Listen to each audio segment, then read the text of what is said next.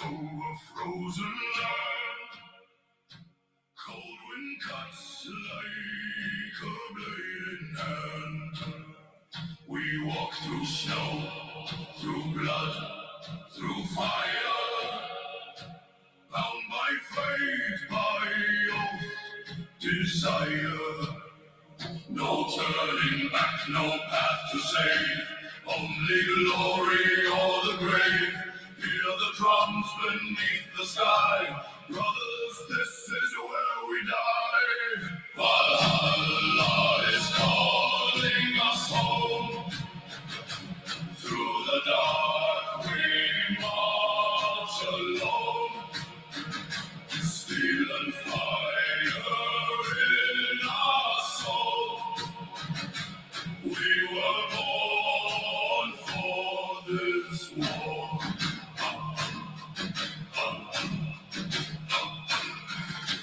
Ash and frost upon our skin, and war begins, let chaos in. Shields collide and axes scream.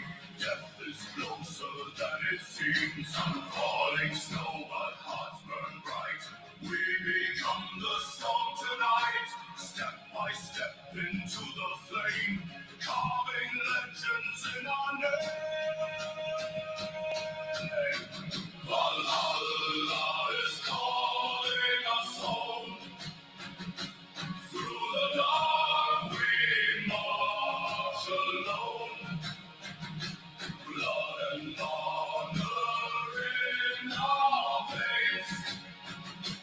We will rise again.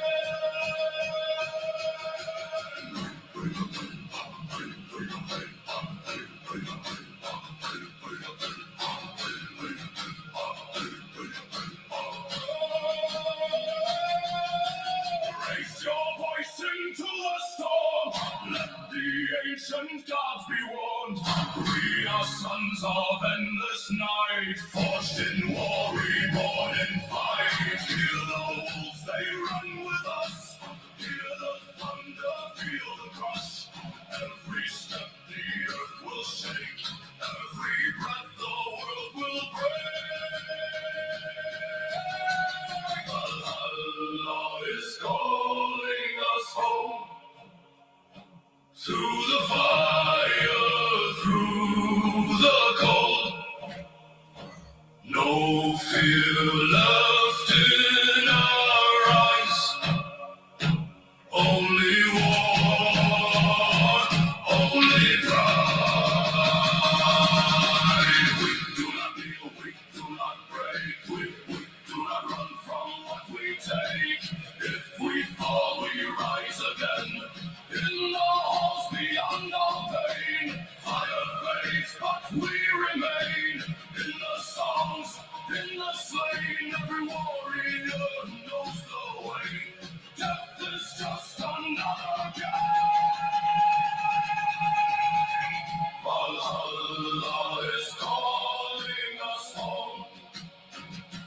Through the dark we are reborn.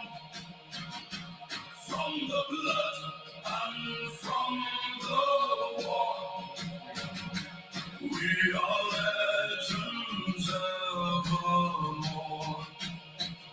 Snow will cover what we were, but our names will always burn. In the wind, in the night, we still march, we still fight, fight, fight.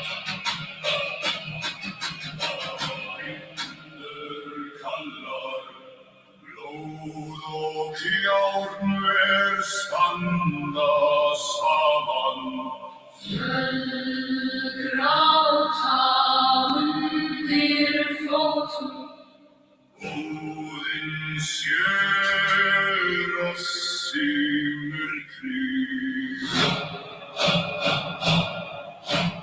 Rópað til Valhalla, sverð rísa skjöldur, brotnar frost, bítur hold og bein en hjarta River oss, rødt leider oss I døgna der, finnum liv I blålig skriv av deres sønn. Stormer vaknar, skjelver, ulfar løypa med oss. Ei åttens vær, natt vi døyder var viner.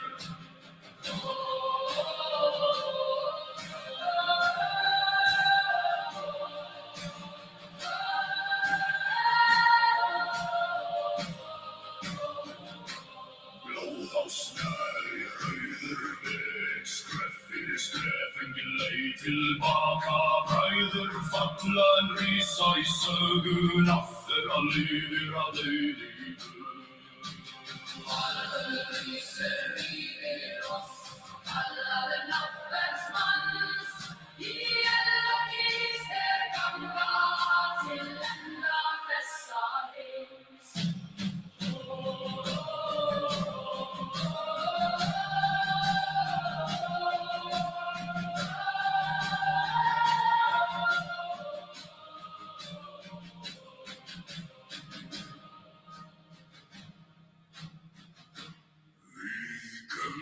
Kum I snjónum I síðasta sinn. Enginn veit morgundaginn en allir vita endan. Fætur þungir ís, augun sjá eld. Í fjarska bíður dauðinn, en vér göngum áfram. Góðinn takk mig heim, þar sem bræður bíða. Í sal þar sem eldur brennur og sverð syngja.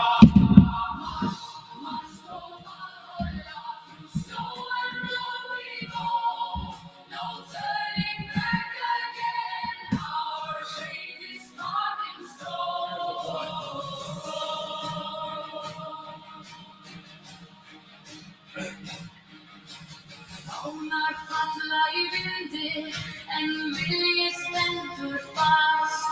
I hjarta hvers manns býr eilíf söng. Síðasta skrefið tekið, blóð á hvítum snjó. Við deilum sem menn og lifum sem sögur.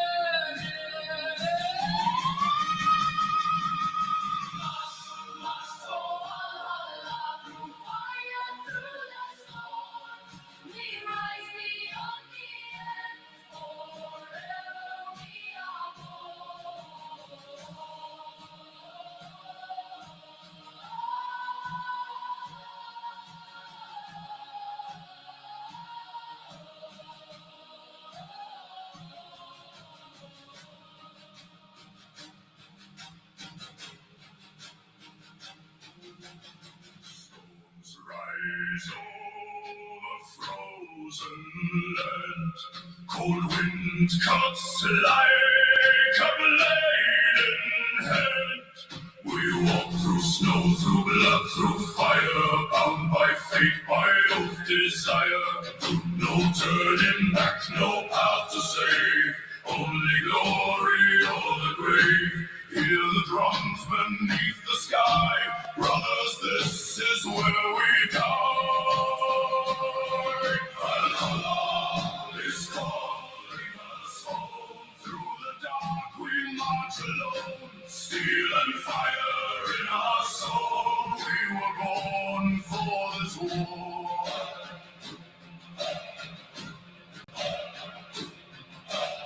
Ash and frost upon our skin. War begins, let chaos in. Shields collide and axes scream. Death is closer than it seems. Falling snow but hearts burn bright. We become the storm tonight. Step by step into the flame. Carving legends in our name. Valhalla is calling us home. Through the dark we march alone. Blood and honor in our veins. We will rise again.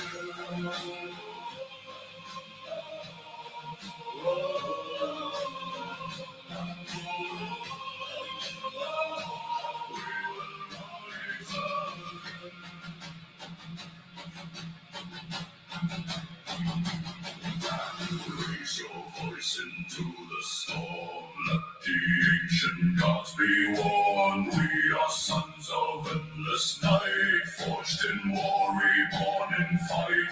Hear the wolves, they run with us. Hear the thunder, feel the crush. Every step the earth will shake. Every breath the world will break. Valhalla is calling us home. Through the fire, through the cold. No fear left in our eyes. Only war, only pride. We do not kneel, we do not break. We do not run from what we take. If we fall, we rise again. In the halls beyond all pain. Fight of faith, but we remain. In the songs, in the slain. Every warrior knows the way. Death is just another game. Valhalla is calling us home. Through the dark we are reborn. From the blood and from the war, we are legends evermore. Snow will cover what we were, but our names will always burn. In the wind, in the night, we still march, we still fight.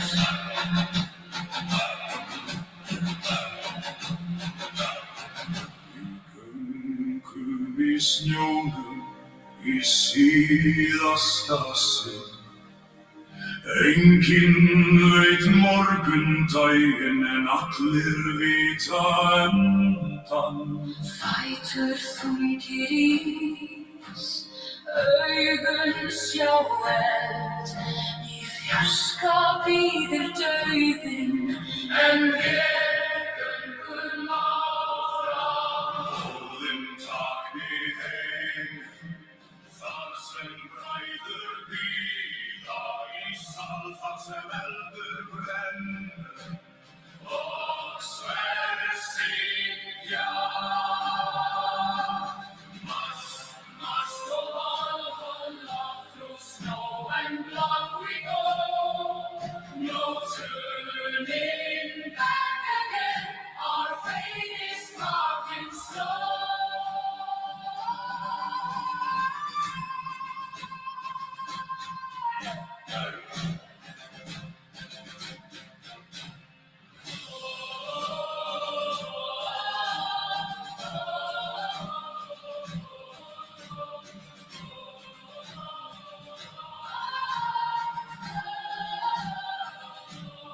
Fánar falla í vindi, en vilji stendur fast. Í hjarta hvers manns býr eilíf söng. Síðasta skrefið tekið, blóð á hvítum snjó. Við deyjum sem menn og lifum sem sögur. March to Valhalla through fire, through the storm. We rise beyond the end, forever we are born.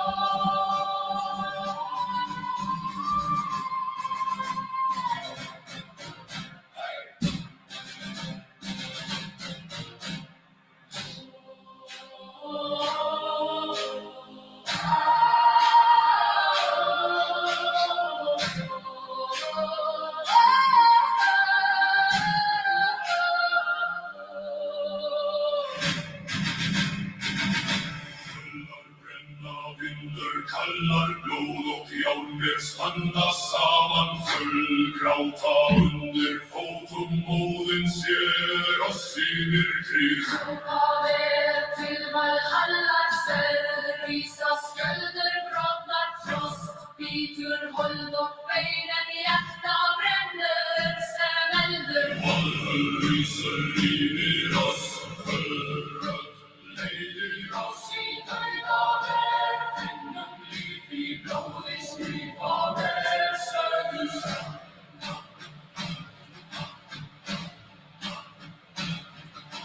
Stormen vaknar, hjörnet skälver, ulfar löpa med oss. Steg i Jottums fjärn och till dig de är vinner. Låt oss nær høyder vek, strepper skrepen i løy tilbaka. Breider fatlen risa i søgun, napper av liver og øyligur. Halven lyser i de oss, kallade nattverksmanns igen och is är ganga till denna fessa heim.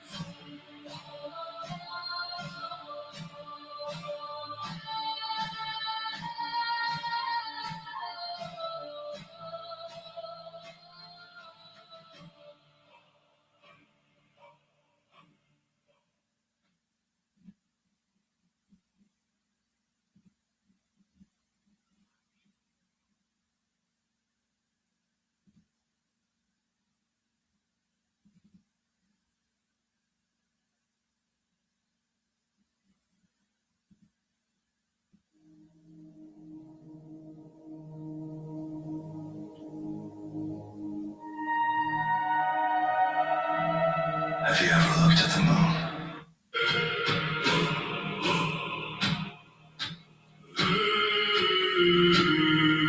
Storms ride. Ah, that didn't work the way I wanted it to. Oh well.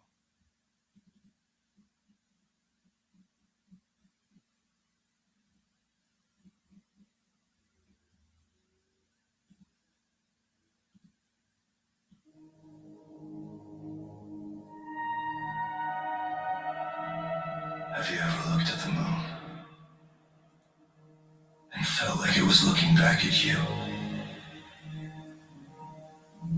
Not just watching, but revealing. Because what if the moon isn't just a rock in the sky? What if it's a lens that reflects everything inside you? Your emotions, your thoughts, your energy. Not creating it, just exposing it.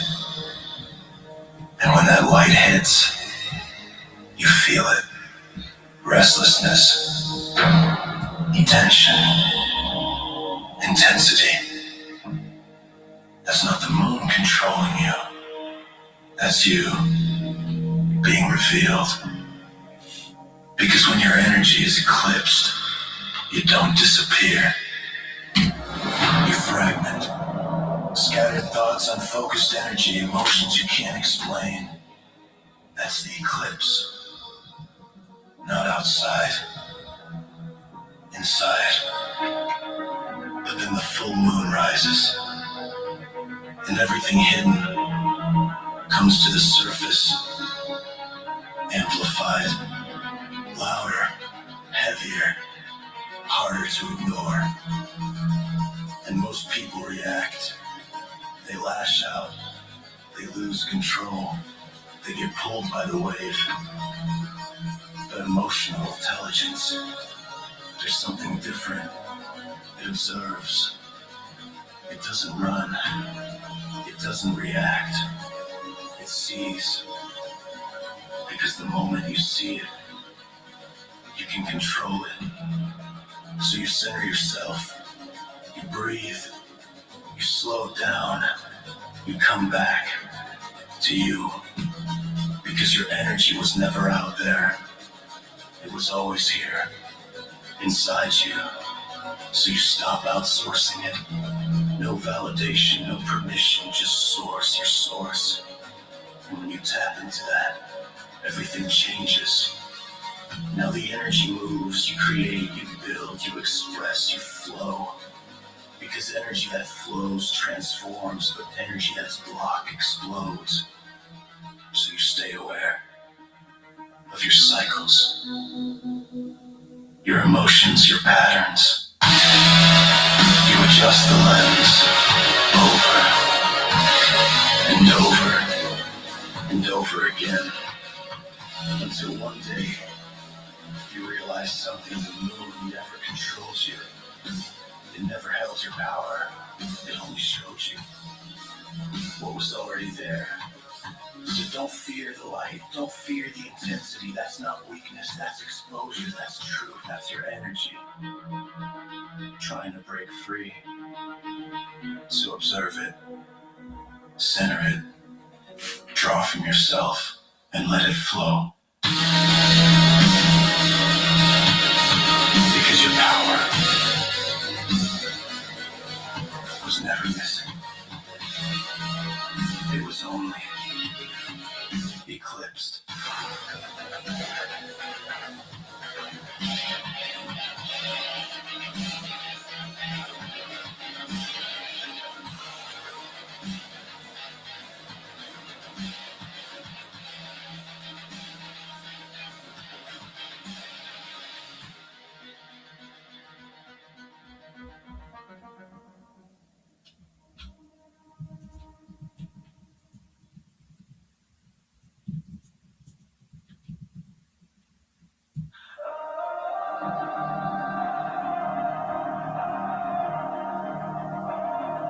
You're in the way, sir.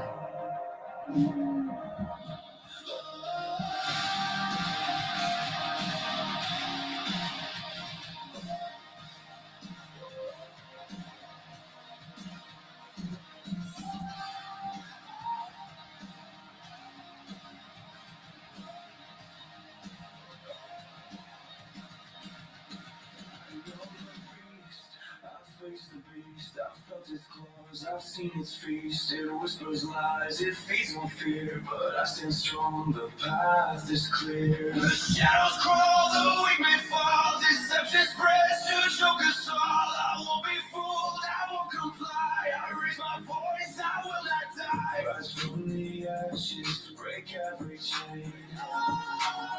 Truth is our weapon, fury our flame. The world may tremble, the night may scream, but we are stronger than what we've seen. I've beaten the base, I face the night, now stands with me to claim the fight. No lies, no more deceit, we rise as one, our hearts won't retreat.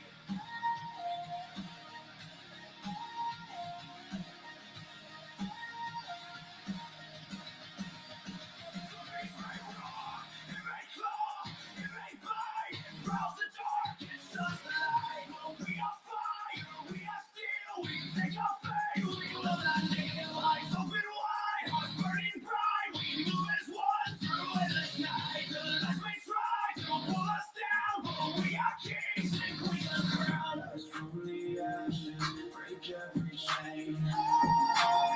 Truth is our weapon, fury our flame.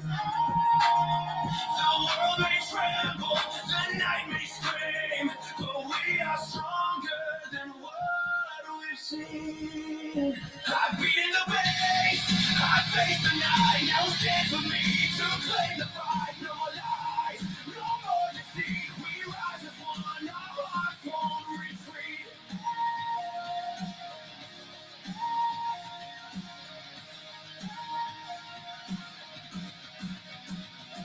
Step forward, brother, sister, stand tall. Hear the call that shatters the wall. The beast will fall, its reign will end. We are the truth, we will defend. Shout it loud, let the mountains shake. We are the stone, we are awake. From the ashes, from the pain, we rise again, we rise again. I've been in the base, I face the night. Now stand for me to claim the fight. No more lies, no more deceit. We rise as one, our hearts won't retreat. Whoa, whoa.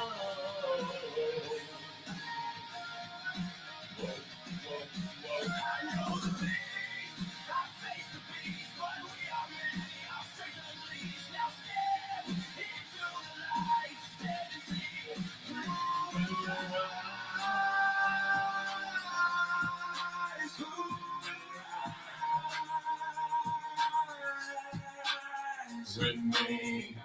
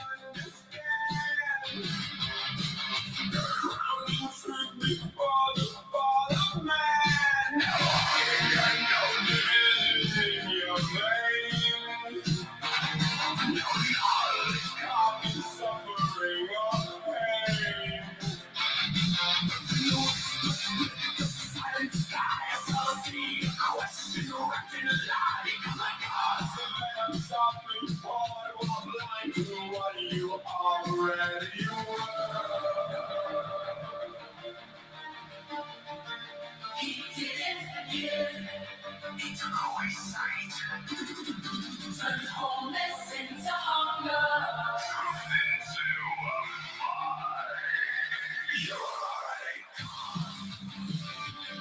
Before the factor, before the cost. No shame, no throne to climb above.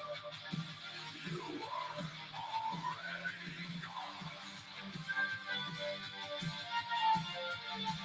You are already free. No need for eyes to make you see. The light was like the roof to see. You are already.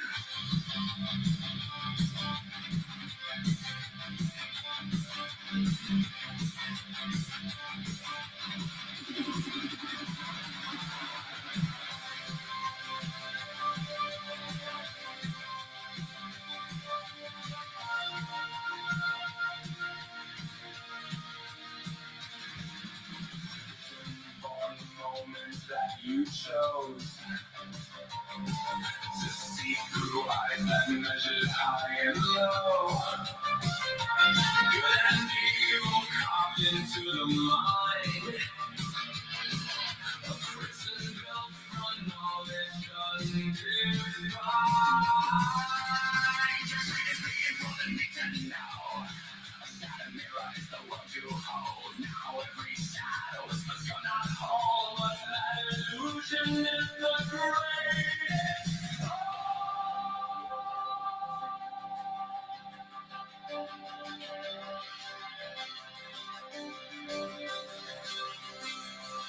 Who taught you? You were empty.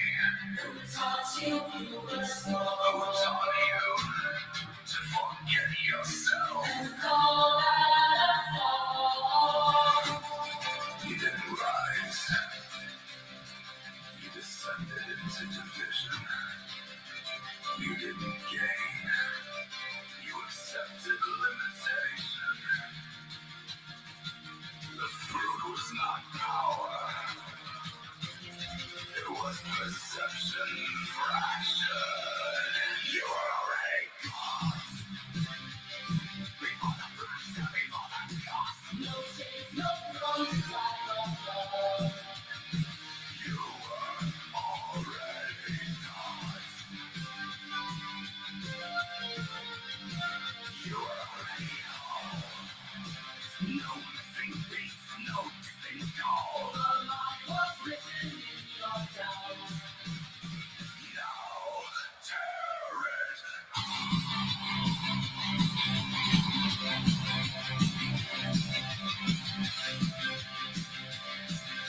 Remember. Return. You are already.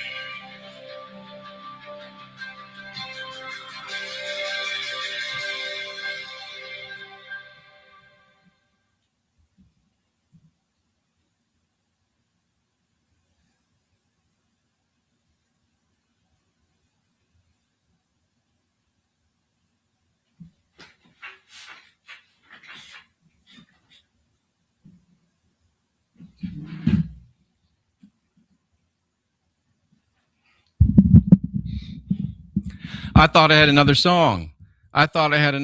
But apparently not. Apparently not. I don't have another song. Thought I did. Don't. Sorry about that. We got to get another one rolled in there. I got a lot of time, but I'm super duper busy and I can't quite figure out why. But we got a lot going on tonight. We got a lot to rock through tonight, and I can't wait to get to it. But I want to give you a nice little surprise right now. Hopefully it'll work right, because we got a new song, and I'll drop this in for next week, but he didn't send me the actual file. He just sent me, where did I put it?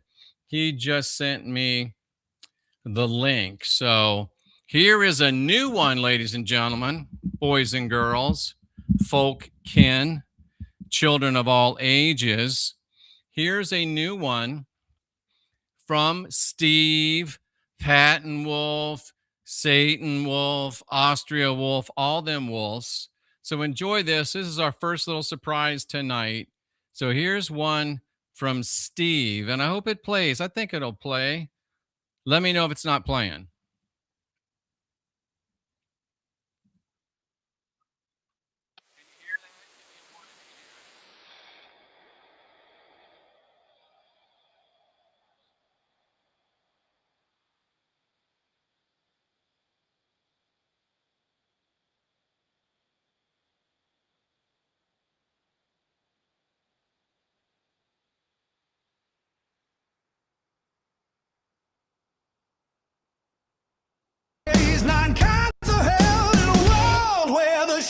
Let me start it over.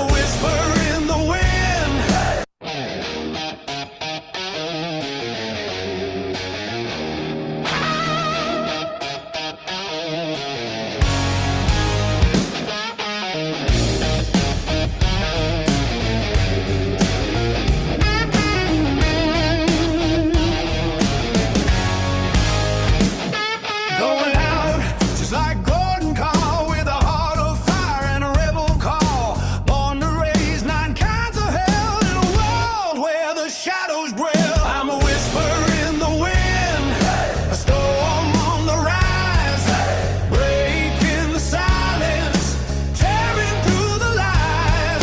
With every step, I'm shaking the ground in this dance of chaos. I'm glory bound. Raise the banners, let the wild winds swell. We're igniting the night, ringing freedom's bell. Born to sight, just like the stories tell. In the heart of the battle, I'm raising hell. Echoes of laughter in the midnight air. With a crew of outlaws, we're daring to dare. Let's raise some hell. Chains can hold us, no walls can confine. With the fire in our souls, we're destined to shine. Riding the lightning, chasing the stars, living for the moment, breaking down the bars. With every heartbeat, we're riding our spell.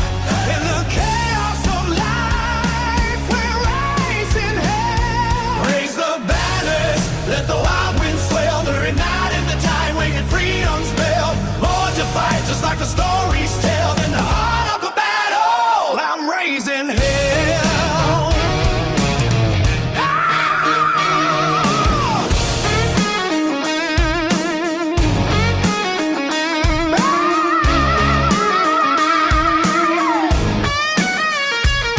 And when the dawn breaks, we'll still stand tall.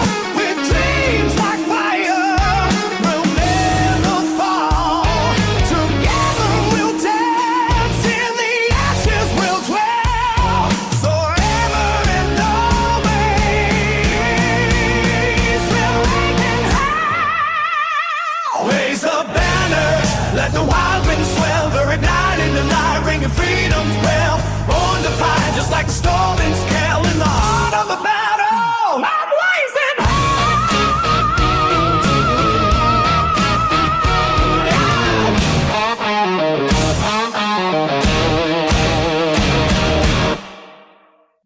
Wow.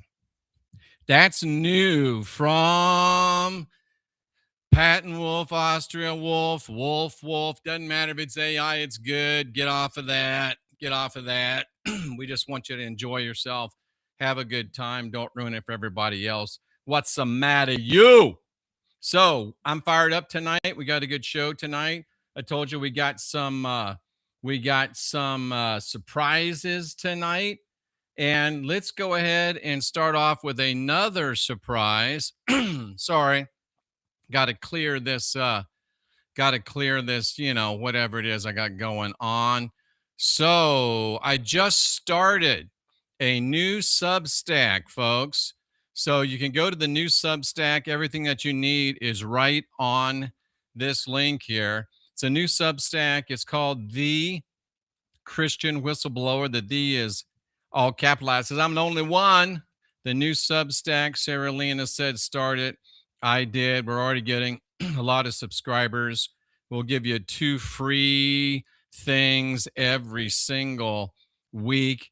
And there will be a membership. You can already sign up for it, a membership where we'll put some better stuff, not better stuff, but more stuff, some videos and some things of that nature. And I think that's like $6 a month or something like that. But we got the new Substack, and we're going to be having a lot of fun here in just a second. Let me, can we just start it off with a little fun, little silly, but yeah, it's actually good to watch this.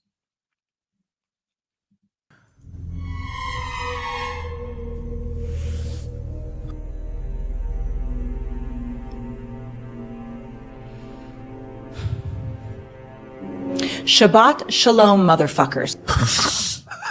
What the hell is going on the internet? How is this real? The internet is crazy. The internet is crazy. And it's a great place for crazy people like us. And speaking of crazy, I'm going to go into this probably a lot deeper on Wednesday. But I've been telling you, and now they are seeing it. They're understanding it. Well, they're at least seeing it. I don't think they understand it quite yet. But there's a new thing out in this place called American Greatness. It's a website, news. What do they call that? A news where they put it all together, aggregator. That's what it is. And here's this lament that's going out across Christendom.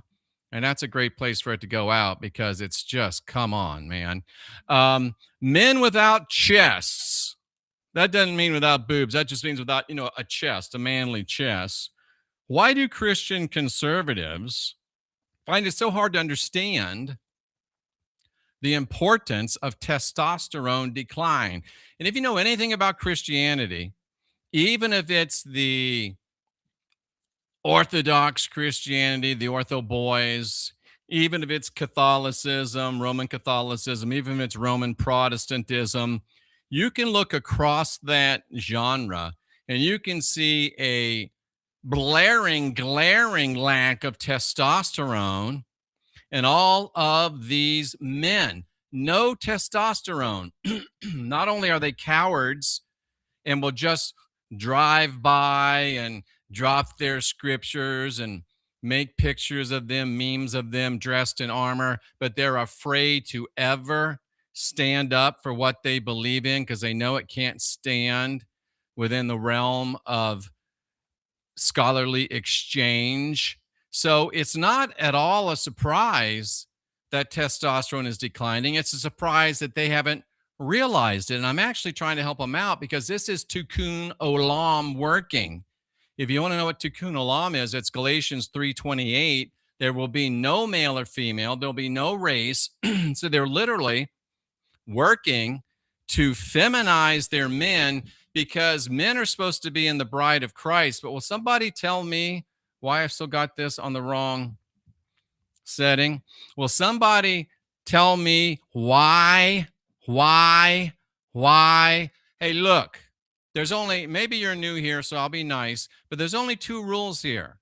You have to be interesting and you have to be polite. And if you're not polite, then you get 1 warning, then you get timed out, and then you get banned. So be polite or you won't be here. This is a place to learn, to grow, and you got to be polite or you're just going to be knocked out. That's the way it goes. So Tikkun Olam says that they've got to feminize the men. Why do they got to feminize the men? Because how can a man be part of the bride of Christ? How can a man be a bride? He has to be feminized. And that's what's going on in Christianity. It's being it's the outworking of Tikkun Olam, which is repairing the breaking which separated into male and female and getting them back into androgyny. So of course testosterone is going to be declining. It's baked into the cookies. It's baked into the Jesus cookies. Don't you get that? Okay, I'm trying to be nice, but I'm not going to be pushed around. So guess what? You get time out. If you can quit acting like an ass after you sit in the corner for a while, then we'll let you back in. If not, I'll just get rid of you. So that's what's going on over there. And it's important to understand it. And we're still trying to help them, even though they probably don't want any help. But it's a sort of ghastly simplicity that you remove the organ and then demand the function of that organ. They're making men without chests, and then they expect them to act virtuous, and they expect them to actually work in enterprise. They laugh at honor, and they're shocked to find traitors in their midst. They're all a group of traitors. They've turned their backs. Boy, I'm fired up tonight. They've turned their backs on their gods. They've turned their back on their goddesses. They've turned their back on their ancestors. They've turned their back on their people. And here they are wondering why it's all fallen apart from underneath them. And those were the words of C.S. Lewis. He's one of the great Christian writers, and he wrote that in The Abolition of Man. And declining testosterone is eroding the biological foundation of courage, virtue, and civilization, but only within the Abrahamic matrix. Got a lot of new people. What's the Abrahamic matrix? It's made up of the proto-Abrahamics, the first Abrahamics. That was the Jews. That was the first Abrahamic religion, probably. Then it went to second wave Abrahamics, which are Christians, and then third wave Abrahamics, which are Muslims. So Tikkun Olam was created by the proto-Abrahamics. It's being seeded in the second wave Abrahamics, and the third wave Abrahamics are so messed up that they think boys are for pleasure and women are only for procreation. So not only are men not taught to be men like they once were, only within Christianity, we're still teaching our men, we still got men, but the very biological substrate of masculinity. Let me shut my door, sorry. Rooney, come here, come on. Hey, get in here. Come here.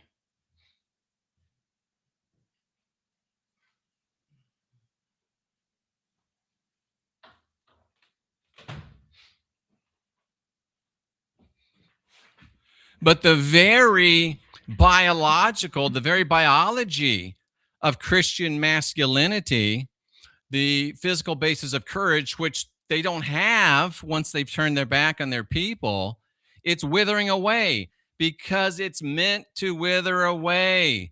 It's baked into the Jesus cookies. The Catholics take the Jesus cookies. The Protestants take the Jesus cookies. The ortho boys take the Jesus cookies. So it's baked in. It's baked in.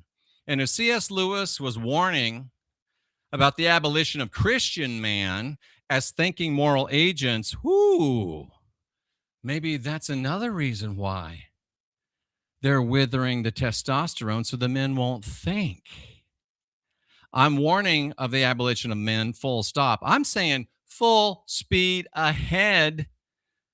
Let's end this Judeo-Christian fear and guilt, blood magic, mind control matrix.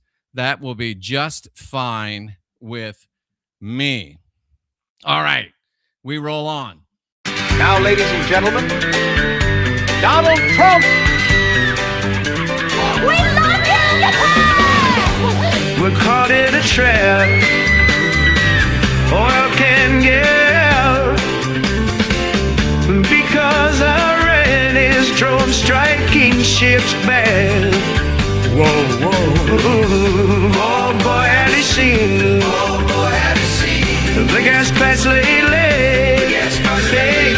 All because I started war with our rent. We can transport crude oil through suspicious mines. And we can build a data center with suspicious minds. So if the Iranians could take a chill pill in, stop bombing ships and dropping all those mines. Yeah, that would be nice. Might drop the oil price, 'cause right now my tears till the end. We catch explored crude oil, through suspicious minds. And we can build AI data centers with suspicious minds. Oh, let our ships pass by. It'll dry these tears from our eyes. Don't let the economy die. Those AI data centers ain't gonna build themselves. We're going to make a lot of money off this kid, Jeff. Good. We're caught in a trap. We're caught in a trap. The oil can't get out. The oil can't get out. Because Iran is drone striking shit's bad. Oh boy, have you seen? Oh boy, have you seen the gas price lately? The gas price lately. Oh, because I started war without rain. Well, don't you know I'm caught in a trap? Oh, can't get out. Gotta cancel the cruise to Hormuz now, baby. Well, don't you know I'm caught in a trap? The oil can't get This out. performance is taking my breath away. Well, don't you know I'm caught in a trap? Oh, can't get out. Gotta cancel the cruise to Hormuz now, baby. Well, don't you know I'm caught in a trap? The oil can't get out. Well, there you have it, folks. What a charming young man. With a performance like that, you'd never have guessed that he's attracted to children. Oh boy, that's funny. Oh my goodness, that's some funny stuff. Oh, we got a guest, but I don't see her waiting in the wings. Let me re-invite her. But I forgot her thing. Can you hit that link again? Can you hit that link again so I can bring you in? I don't see you. You're missing in action. Can you go ahead and hit that link again? And I don't know about you, but it's getting hot in here. I don't think you can handle this. But we're going to get in here and we're going to get this thing going. We got a special guest. It's been a long time since we've had a guest, and that's probably my fault because I've become pretty radioactive and nobody wants to, come on the D program anymore. I don't see you, Ash. Can you go out and come back in? Let me see. Let me check this. Let me check that. I don't see you in there. Can you go back to your email maybe and hit that invite link and come back in? Sorry about that. I just don't see you in there. And I should have tested this, but I didn't. I had to get my breaks done and all of this and that. So sorry about that. But if you can just go to your email that I sent you, hit that link, and you'll pop right up like you did earlier when we had a chance to speak. So that's part of the Trump conundrum. I'm wondering if you noticed Mario in there, little Mario. I'm wondering if you noticed Hegseth in there. Wondering if you noticed the no beard JD Vance. I think we had what's her name? The one that was getting groped in the theater. What's her name? The one from Colorado. I think we had Erica Kirk in there. AI doesn't really want to accurately depict these people sometimes. You got to kind of trick it. So that's the story there. We'll move on in just a little bit as we wait for our guest to show up. And it's my fault, not hers.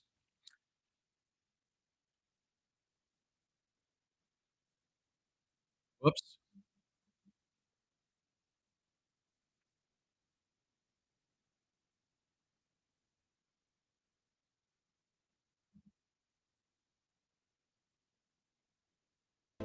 Unpasteurized milk. It's good for the biff. Save the biff. It's your last line of defense against, all the environmental things that come to assault us, particularly in the food supply. Okay, I'm digging it over here. Okay, and Mel doesn't always have to be right, and he's not, but he doesn't always have to be right. but he's right on that. They are messing with our food supply. So I see our guest in the wings. Let me turn her on. And let me bring her in. I don't see anything but a black screen, but you are here with us. So that's a good thing. Oh, there she comes. There she comes. Can you hear me? I can hear you. Oh, Can you hear me? perfect. So glad to have you. You know, I warned you that I'm kind of radioactive. And a lot of people don't want to come on, but I'm so glad that you had the fortitude to come on.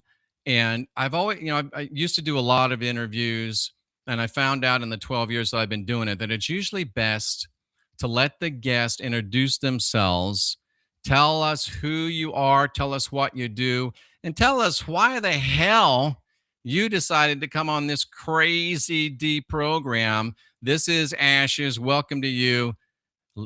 Let her rip.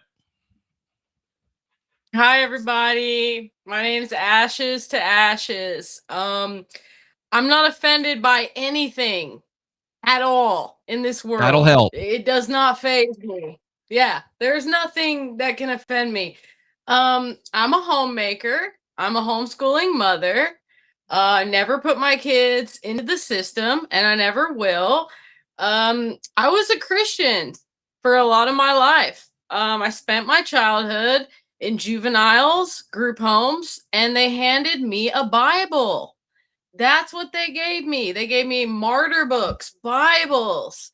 And I was so Christian. Like, you can't, I was not church Christian.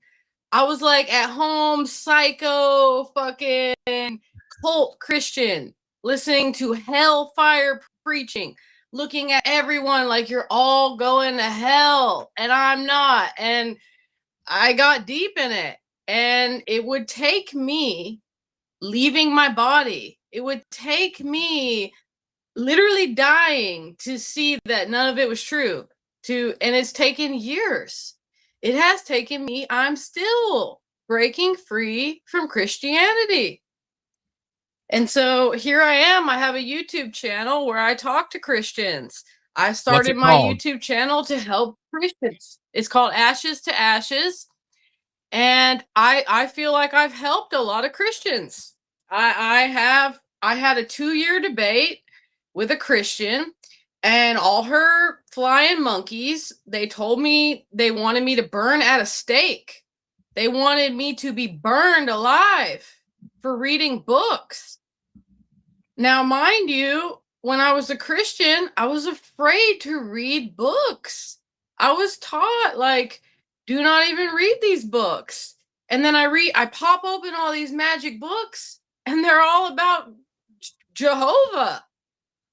Every occultic book and magic book, Freemason book is Christian. And so I've spent the last couple years talking to Christians, and they talk to me for a couple minutes, and I start spitting Bible verses at them because they don't read the Bible. And they immediately, without offense, are like, wow, you changed my mind, Ash. I didn't know the Bible said that. So you look at the Bible, and what does it say? Can you pass the test? What's it say in James? Jesus Christ is in you. Uh-oh, we lost her. She'll be back. You know, we all have these type of internet problems from time to time. No big deal. Let me bring her back. I see her. Let's get her back in here. We dropped you for a second, but you're back. You were on James. Yeah, so it's like you tell them, like, where's this Jesus? This Jesus you think is this invisible ghost walking with you. You start telling them Bible verses that say, no. Have you failed the test? That's what I always tell them. Like, God is in you of a truth. Like, I could spit these Bible verses all day long. Can I ask you a question? Think about Paul. Yeah. So I started out the same way you did, and we had a lot of success, but I ran off. I actually ran the numbers in my YouTube back in, and I ran off just as many people as I was able to help bring onto the channel. And I think it's because I was coming at them, and really until very recently, with a "you're stupid, you're wrong, why can't you see this?" And it sounds to me like you came from a different aspect. Can you speak to that a little bit? Yeah, you have to show them what it says. It's very mystical, and that could be wrong. Now, that could be completely wrong because we know it's Greek. We know that what it says in Greek is completely different. We know what these people were doing in ancient times was like madness, mystery cult. You know what I mean? And I love Amen Hillman, Dr. Amen Hillman. I've been in his study groups, I've been in his classes. I love what he's doing. I love his people. They're, oh my God, the Can I best ask people you on another earth. question And there? yeah, Maybe you can help me, because I think there's some type of misunderstanding, because I love Dr. Hillman's work too. And I've emailed him 20 times asking for him to come on this program, and I can't get one peep back from him. I don't know if you could help me, give me some advice, or maybe just say, "Hey man, Jeff isn't that bad a guy." yeah. Well, Amen is really hard to get a hold of. He's really, really busy. Okay. And he's got a lot of, he's teaching classes, he's teaching private classes. He doesn't make any money on YouTube. Even he doesn't get a hold of me and his own students that are like right involved with him. He's very busy. He's a father. You know what I mean? He's trying to work. He's got a lot going on right now, but I will talk to him. And I tell you, Amin is a good man. He's a When you meet brilliant him in man private, too. yeah, yeah, he's brilliant. His people are brilliant. I went on with Gnostic Informant on a debate recently. He was like saying all this mean stuff to my friend and just like trashing her, just trashy, man. So I went up there and I was like, he was calling them all cult followers. But these are not cult followers. These are people like you and me. We want to know the truth. Absolutely. We can look at the mystical. Yeah, we can look at the mystical. We can look at the interpretation. But we don't know who wrote these gospels. No, we don't. Yeah. No, we don't. Now, you wanted to talk tonight about how they throw around this term Satanism, and I find that fascinating. I just want to shut up, except maybe every now and then I have a question, I'll pop in. But please take the floor, take the con in Star Trek terms, and just get into your thoughts vis-a-vis this. It's Satan, Satan, Satan. And before that, just want to share a little joke. When I used to preach, I had a little joke. I preached for 20 years full-time, 5 years part-time, preached on 5 continents with Jimmy Swagger, a lot of stuff. And I used to tell a joke, this guy walks up to church and he's getting ready to go in, and there's Satan sitting on the steps. He's crying. He's like, "Mr. Devil, what's wrong?" And Satan says, "I don't know what it is. They blame everything on me. These Christians blame everything on me." So with that, Ashes, we lost you again, but you're back. We keep losing you. We'll keep bringing you back. I don't know if it's your end or my end, but you're back and you're ready to go. Sorry. Okay. No worries. No worries. I like the background. All right. Can you hear me good? Yes. Roll on, girl. All right. So when you're a Christian and you start getting into these like Illuminati ideas and you start waking up, so it takes a process to get out of Christianity. And when you first really exit Christianity, you're going to be really, really mad. You know what I'm saying? You're going to be pissed when you figure out what's been done to your mind. But the first step is you start with these ideas of giants and Enoch, and you see the Illuminati.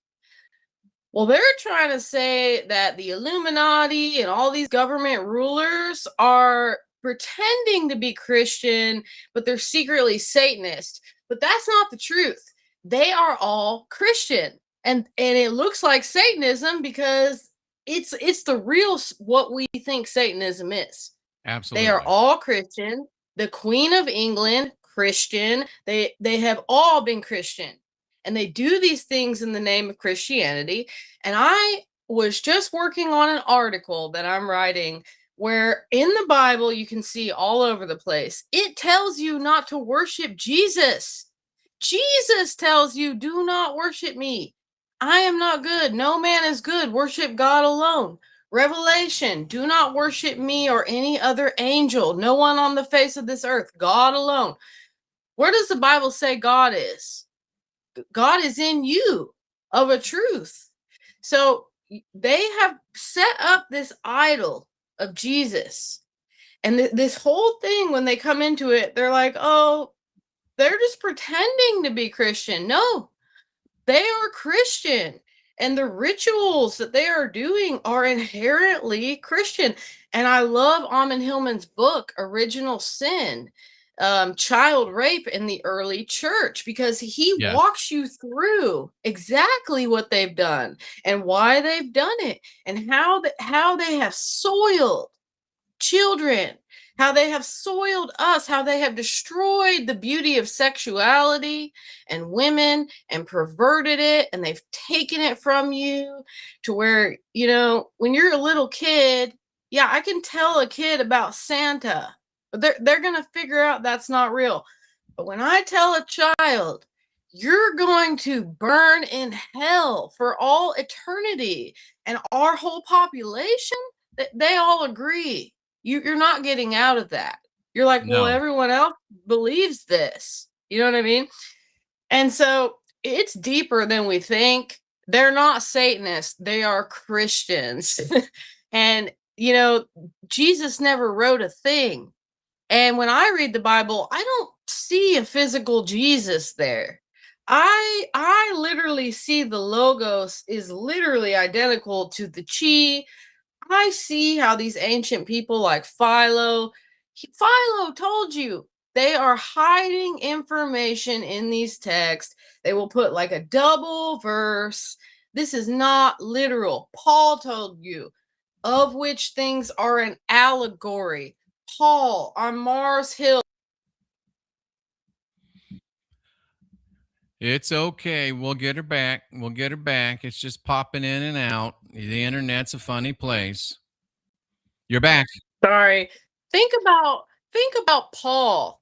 He goes into a trance in a temple, and then he walks out on Mars Hill amongst his friends, and they are worshiping the unknown God. And he looks at these guys all high in a trance for being in the temple. He's like, oh, that unknown God, that's the same I'm worshiping. Like we're all finding this part of God in ourselves, but these groups have made it an idol. They have made it a curse. They have made it a spell. They have made people think that it is a virtue to be poor, that it is a virtue to look around and think everyone is condemned but you, just because you believe in some dude.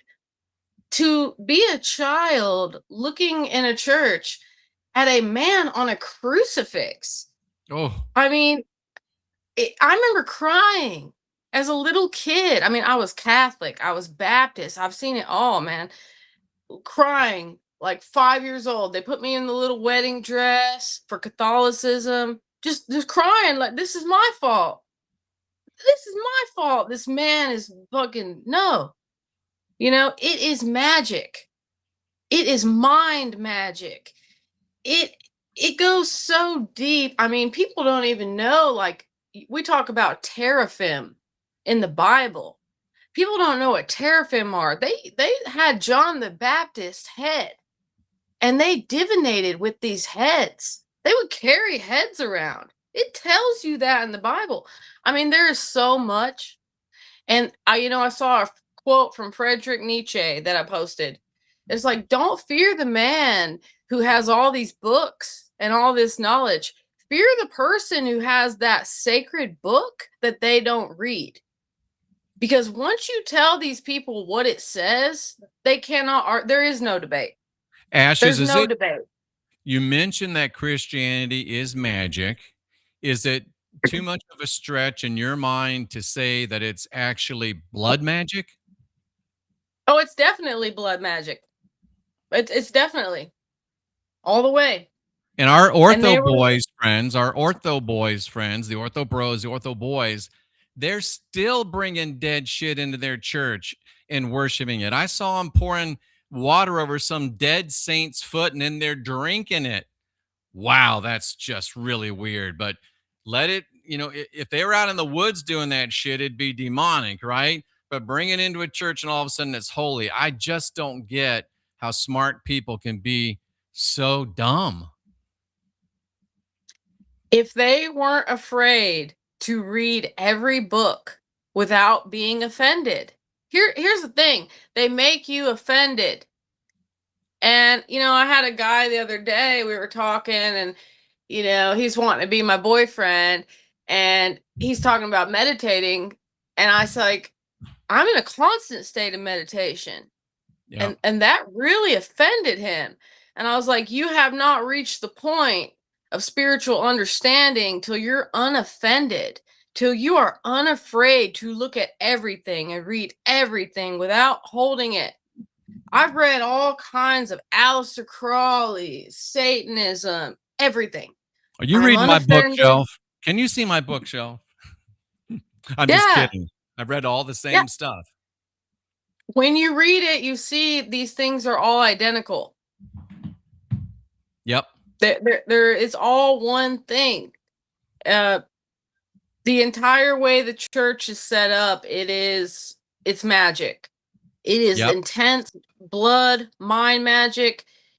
It is ruining lives. Can I ask you a question? Yeah. You mentioned that you do debates and you show in debates. I used to do it all the time. I used to love it.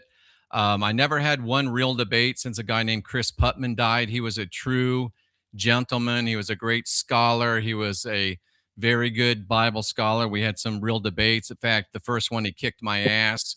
But after that, we got into some good stuff. But, Ashes, I tried to debate with him. I even debated the little ortho boy, tiny four-armed midget, Andrew Wilson. And he said that they're just pretending to be our friends and they're going to shoot us in the back at the first opportunity. But my good wife, Cynthia, finally convinced me you can't debate with these people because in a real debate, you have people that really want to discuss, they want to understand, they want to get to truth. But I don't find any of those people here anymore, Ashes. So I even turned down Ben Balderson.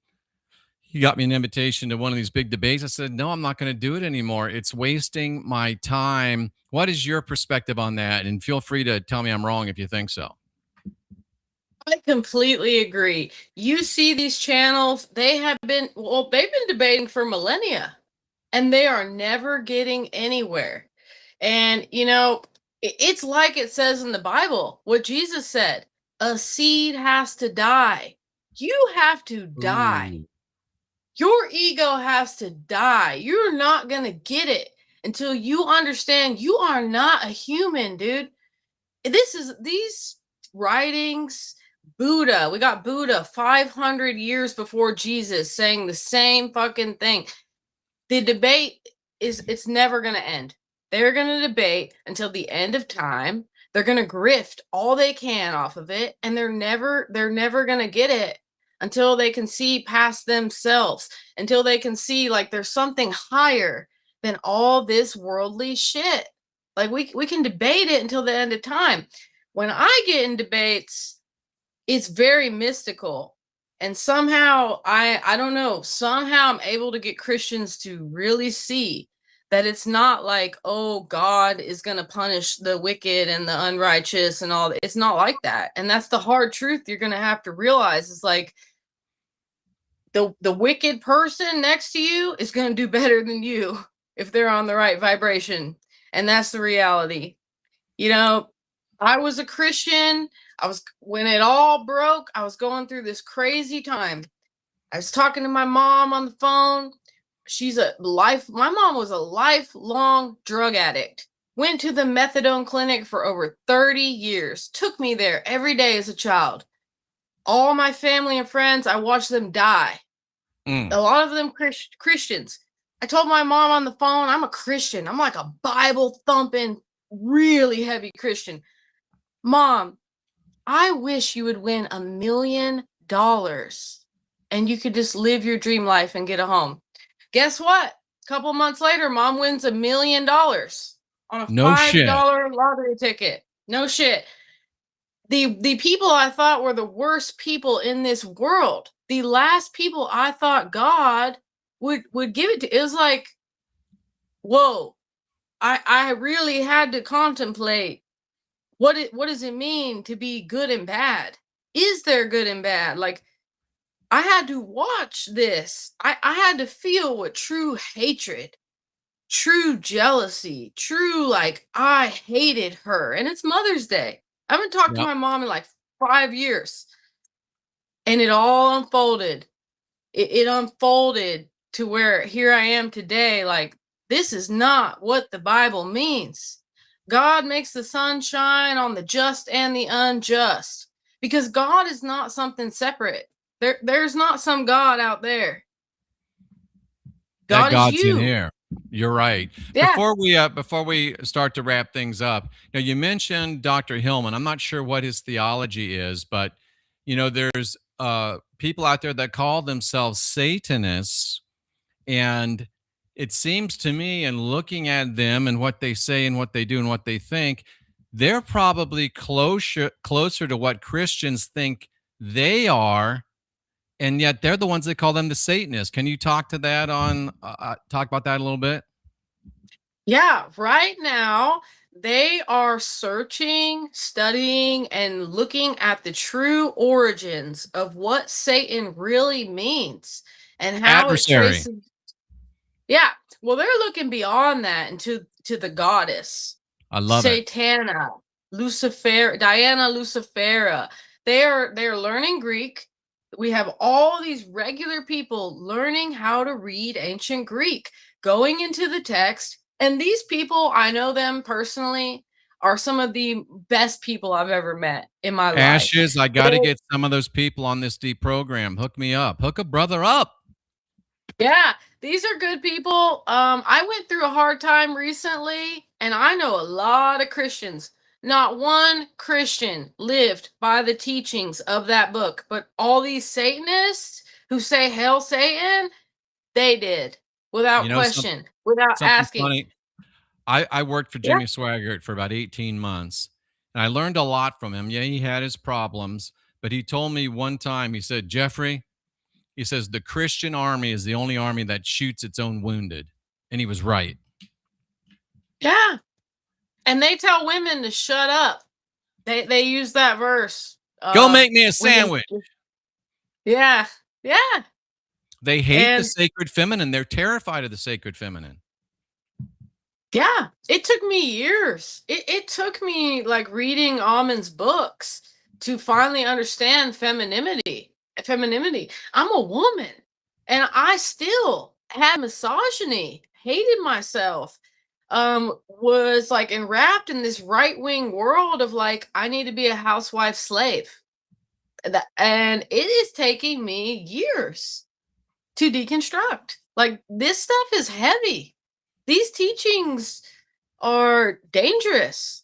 Like, it does the opposite of what you think it would do when you tell a kid, like, hey, like, that you take away, like Almond talks about in his book, like in the Greek times, we had statues of like naked women and men, and we taught children it was natural. This is nature. Absolutely.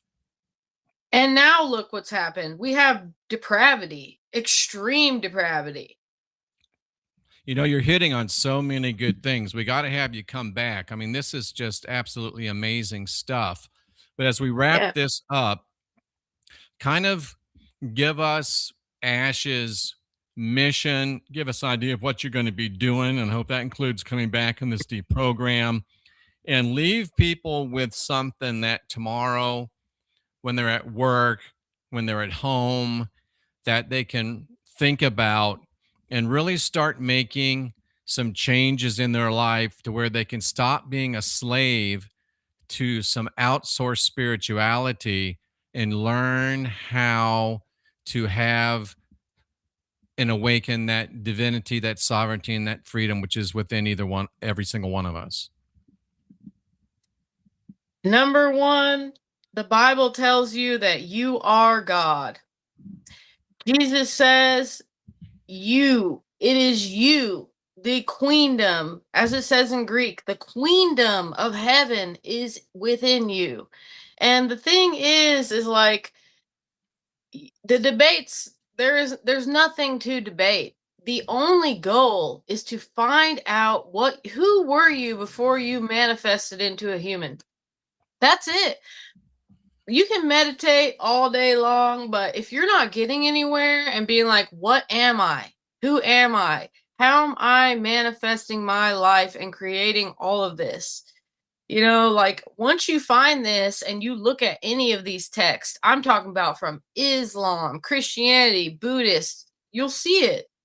This veil comes up and you're like, oh, this is talking about me. This isn't talking about history. This is talking about me.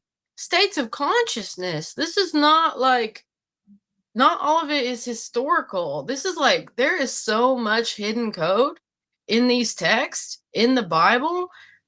It's like talking directly to you, like, hey, dude, like, do you know what you really are?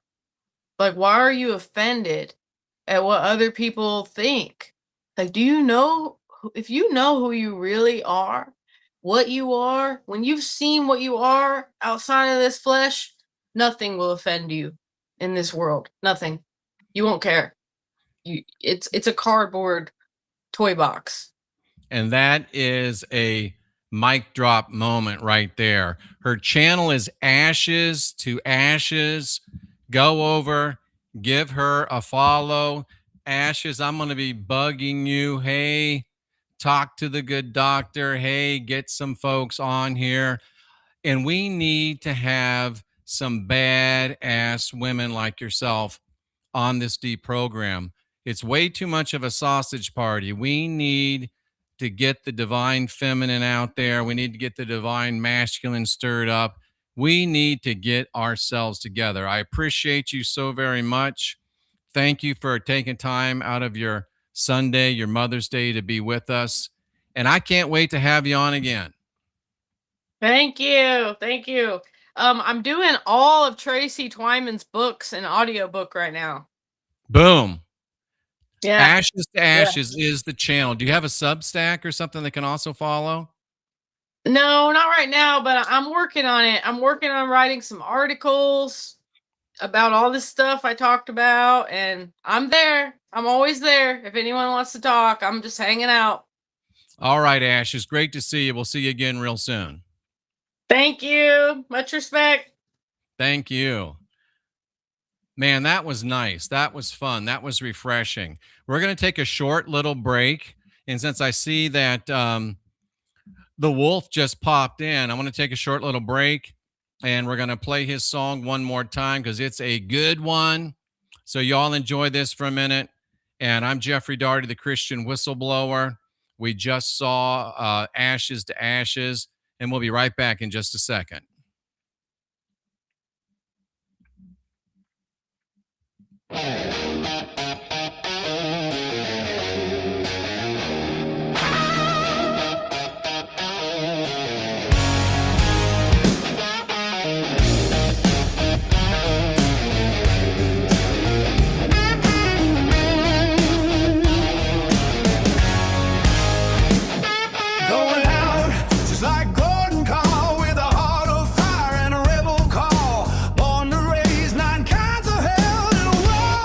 The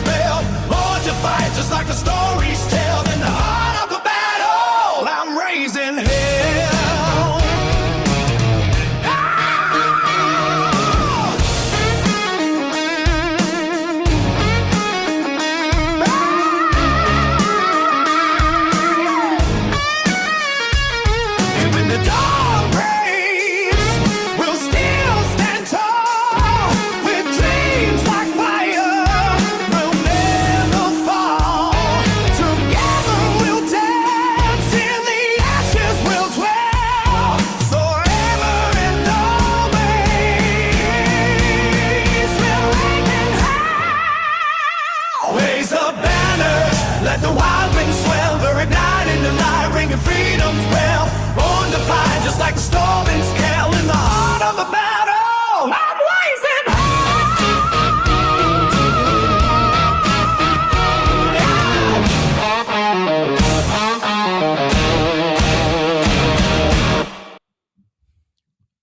Now that's what's called getting it done right there. Her channel is Ashes to Ashes. You might have to put in some different iterations of it. I'm not sure why it's not let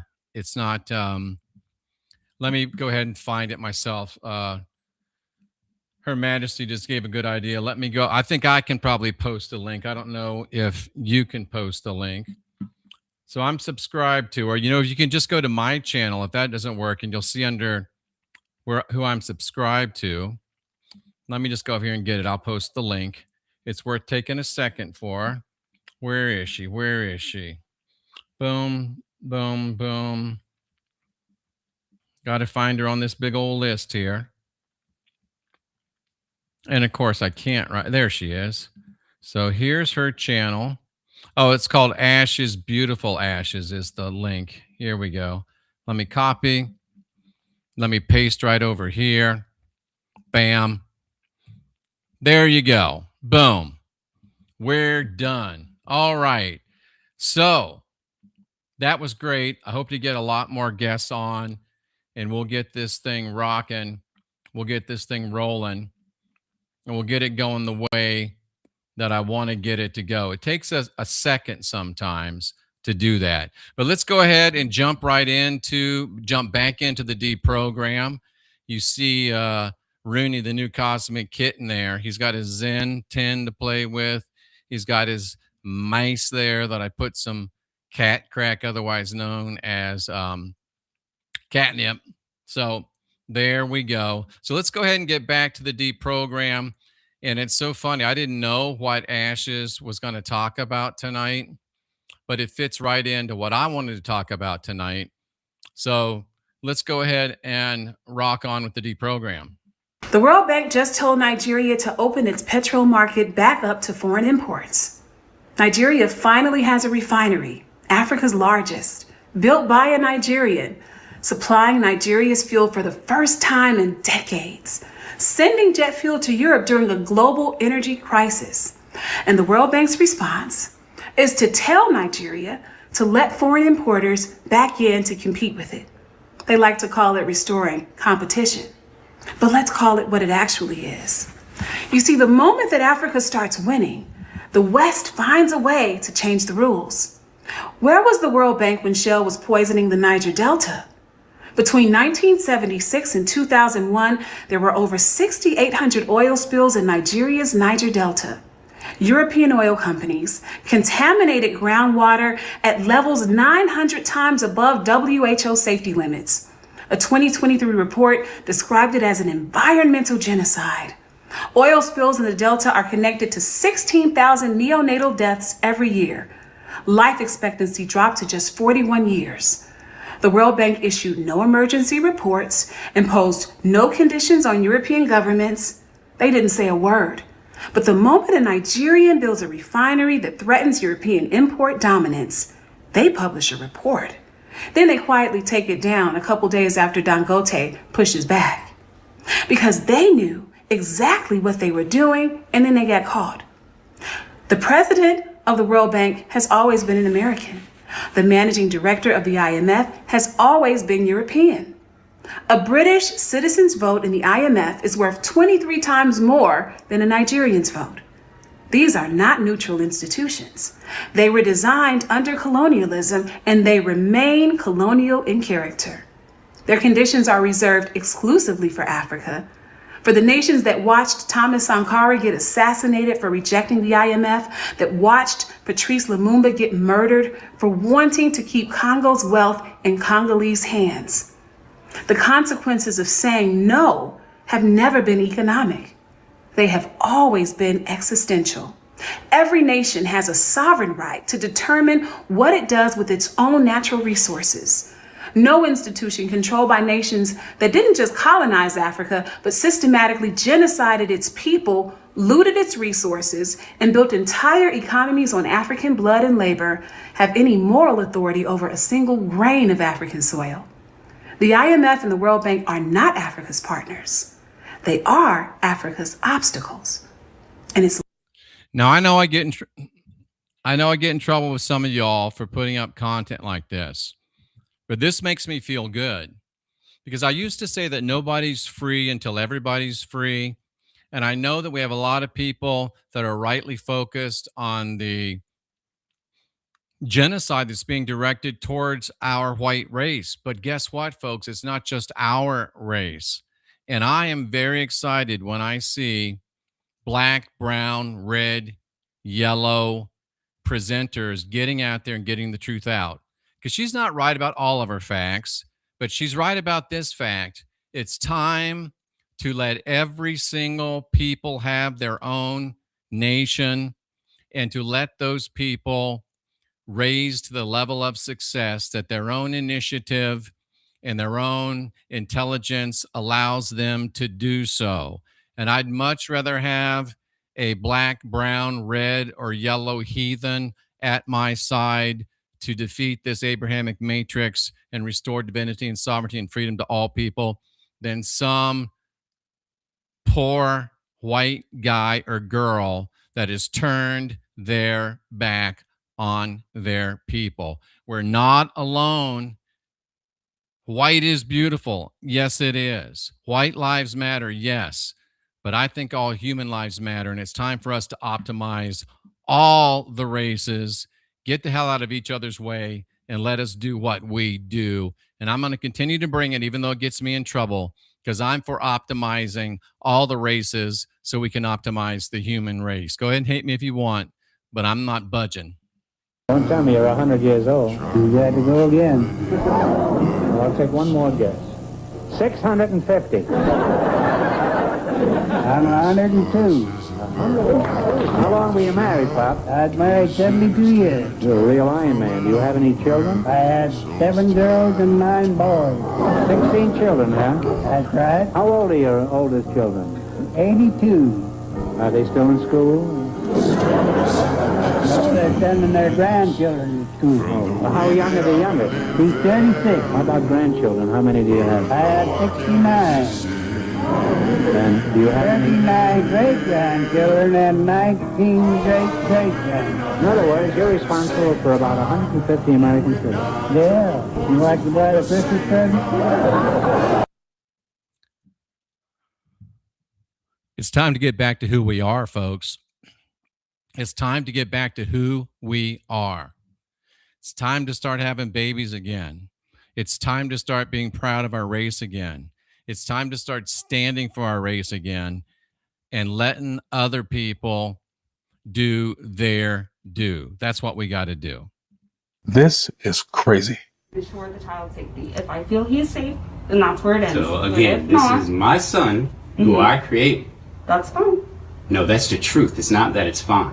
I know this speech that you guys have to talk in order to engage us. I get it. And we've been dealing with you people for the past 4 months.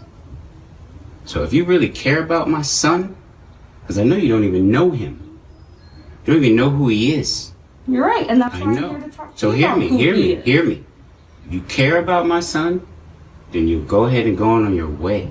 Because can't what you're do that. doing right now is impeding on my right to privacy with my family, period. If you've been dealing with us, then you know I can't just walk away. Yeah, until actually you I'm can sure. because you're Are open you to the gonna let me finish Constitution. speaking, or are you going to keep Actually, I'm talking not, over because me? your policy is going to make you think that your policy holds more than my rights. And you've sworn yourself to the Constitution, which is the supreme I've only law ensured that I'm here of the to land. protect children. That's my job. I understand what your job is. Unfortunately, So your can you tell job me what your game plan has is for when you- Flurry I comes just home? told you Are you that gonna that's keep my him on right to my medication? privacy. Are you going to keep him Did on you hear what I medication? said? Did you hear what I said? I did. I'm asking you Okay, questions so that means now. I don't have to answer any of You your don't, questions. but I'm still going to ask them. Okay. You can choose not Now to I'm answer. asking you to leave And then because I'm not going to okay. answer any of your questions. Then I'm going to inform you. If I don't have a game plan, know what your game plan is. I love to see people standing up. I love to see people standing up. I'm all for it. And what a very well-spoken man, able to keep his cool and just state his rights. I'm all for it.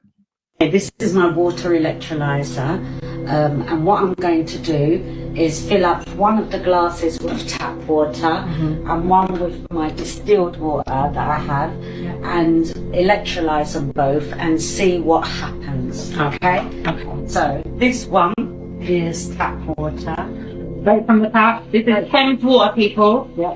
This is coming in all your homes. What you wash with, what you bath with, what you cook with. Okay. And this, I'm going to put my distilled water. So this is being through a water purifier. A distiller. A distiller, okay.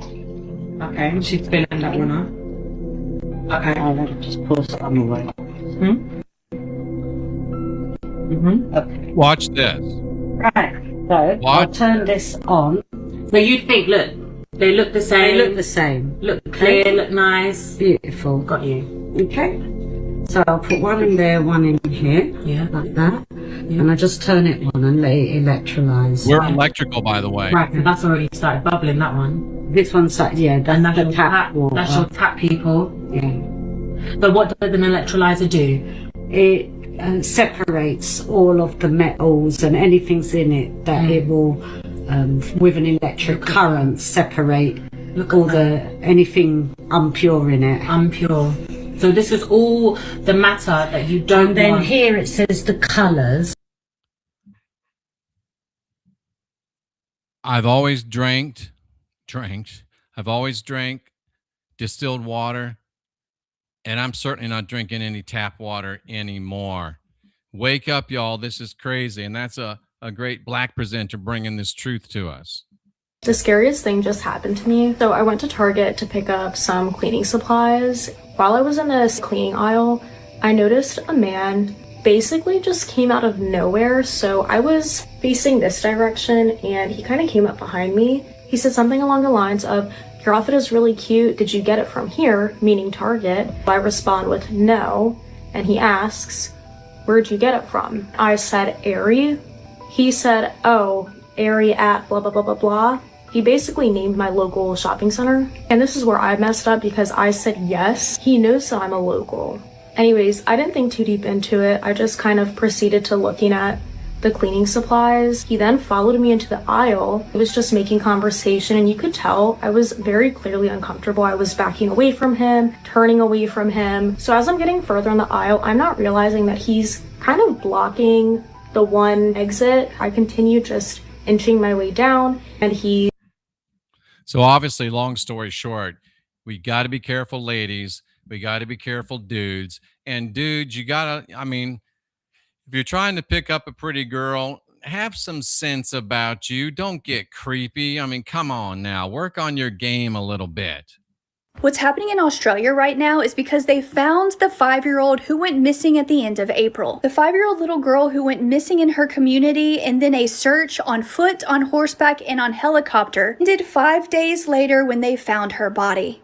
Her family and locals quickly learning that she had been assaulted before her life was ended. Members of this community were absolutely outraged for this indigenous little girl. The 47-year-old suspect Jefferson Lewis was caught, but he wasn't captured by police. He was captured by locals. The locals who caught him left him unconscious and needing medical help, to which the local authorities had to remove him from the locals' custody. And I'm pretty sure if that happened more often, it happened less often. If this happens when they start taking our people and we bring an ass whipping to them, that's the way to fix this problem. Quit taping it with your phone and get in there and do something about it. And if you need some instructions on that, Patton Wolf, Austin Wolf, you know, all them wolves, our great buddy Steve, a different kind of Borg, he'll be able to give you some pointers on that. What if the greatest civilization in human history wasn't destroyed, but quietly erased? And what if the evidence is still standing all around us?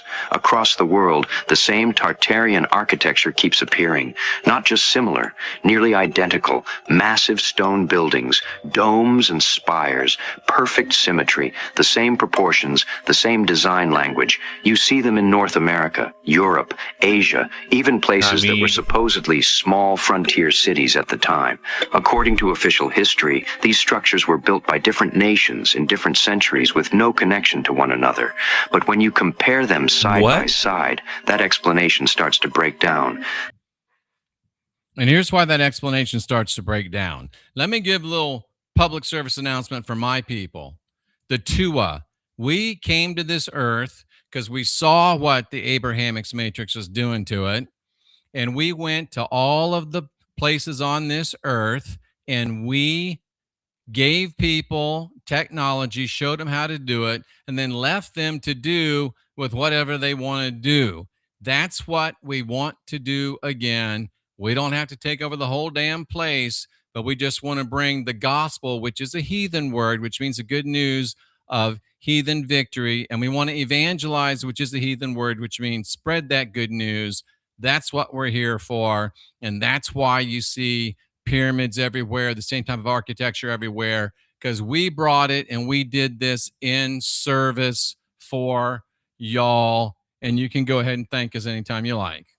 Mysterious Banksy statue has appeared in London, and news outlets are saying people are baffled. This mysterious new statue that appeared overnight in central London is quite literally facing Buckingham Palace, which is the home of the British royal family, with initial reports saying they had no idea who put this statue up, even though the artist Banksy had literally signed the statue and confirmed that he was the artist of this statue to his over 13 million followers online. The statue showing a faceless man in a suit carrying a flag. He is faceless because his flag is completely blinding him. And if you zoom in close to his feet, you see he's walking, or maybe even marching, and he's quite literally marching off of the pedestal he is currently standing on. You know, some people accuse me of being a national socialist, and that's not true, because nations are what got us into this place in the first place. If you're going to use an epitaph to describe me, get it accurate. Call it racial socialists. We're all divine, sovereign, and free. Let all the races have their own lands and let them raise to the level that their initiative allows them to raise. Get the flag out of your face. Nations are over. We got to burn it down if we want to turn it around.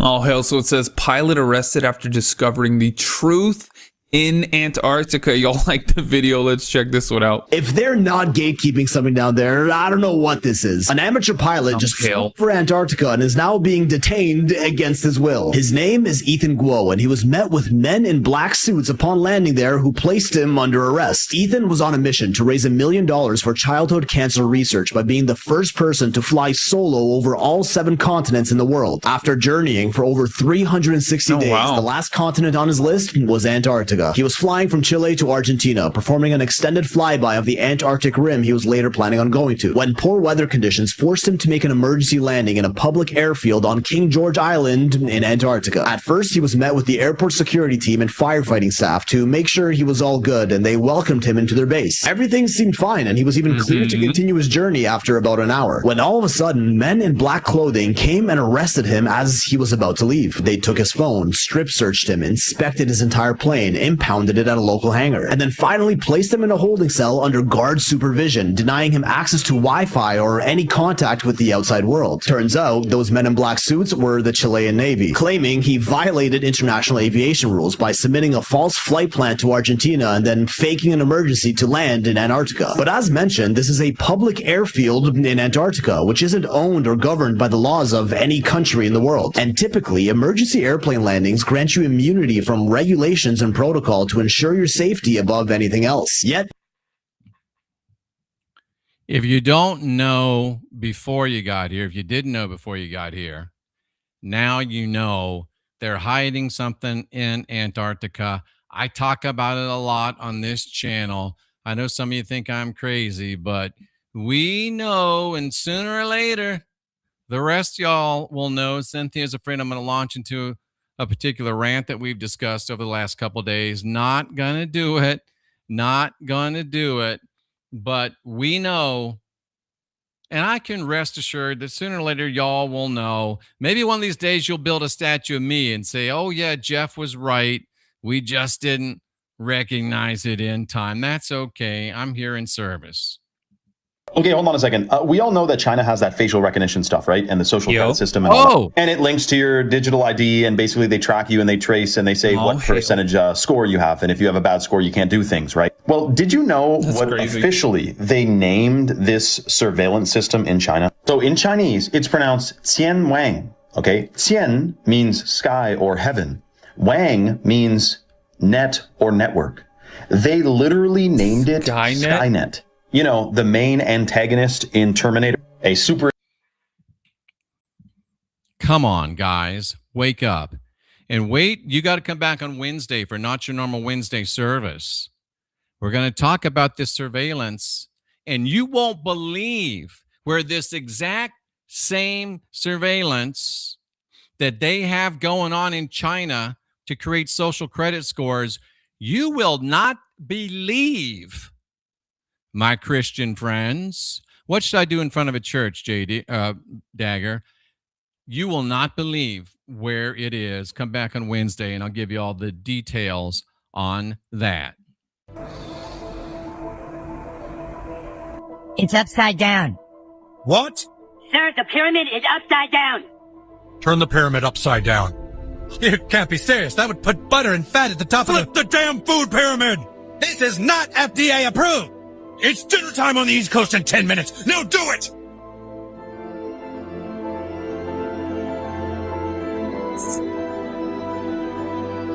Sir, we've got a match. Nutrition is stabilizing. We've got a well-balanced vaccine, sir.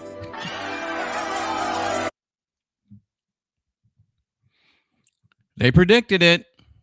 They predicted it. I've been telling you for at least 10 years since I lost 70-some pounds. Keto carnivore is the way to go, baby. It's the way to go. Oh, that's a good idea, Dagger. I can't afford no damn statue. This otter suddenly clamped its jaws tight on the little girl's foot. How about a little fun before we jump into the serious stuff? A little break, a little fun. How about that? This will warm your heart, or you ain't got one. Just kidding. Kind of.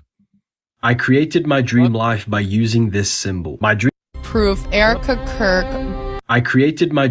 This otter suddenly clamped its jaws tight on the little girl's foot. The terrified girl hastily reached out to drive it away, but the otter chased after her and grabbed her once more, letting out urgent whimpers one after another from its mouth. The otter circled the two of them, refusing to leave for a long time, as if it had run into an extremely urgent emergency. The father, filming with his phone nearby, guessed it was asking for help, but the little girl picked up a slipper and scared it right off. But before long the otter doubled back and found the uncle. It kept rubbing against the uncle's feet, so anxious it could almost speak. After seeing the uncle lift his foot to follow it, the otter immediately turned around and led the way ahead. The uncle understood instantly and followed closely behind it. Not far along the way, the otter led the uncle to a stop beside a dry well. Only then did the uncle suddenly realize it had desperately pestered the humans earlier to save his wife trapped in the well. What's most touching is that the moment the uncle leaned over to start the rescue, the male otter bit down hard on the corner of his clothes from behind, afraid he'd lose his balance and fall into the dry well. But the female otter in the well was full of wariness towards humans.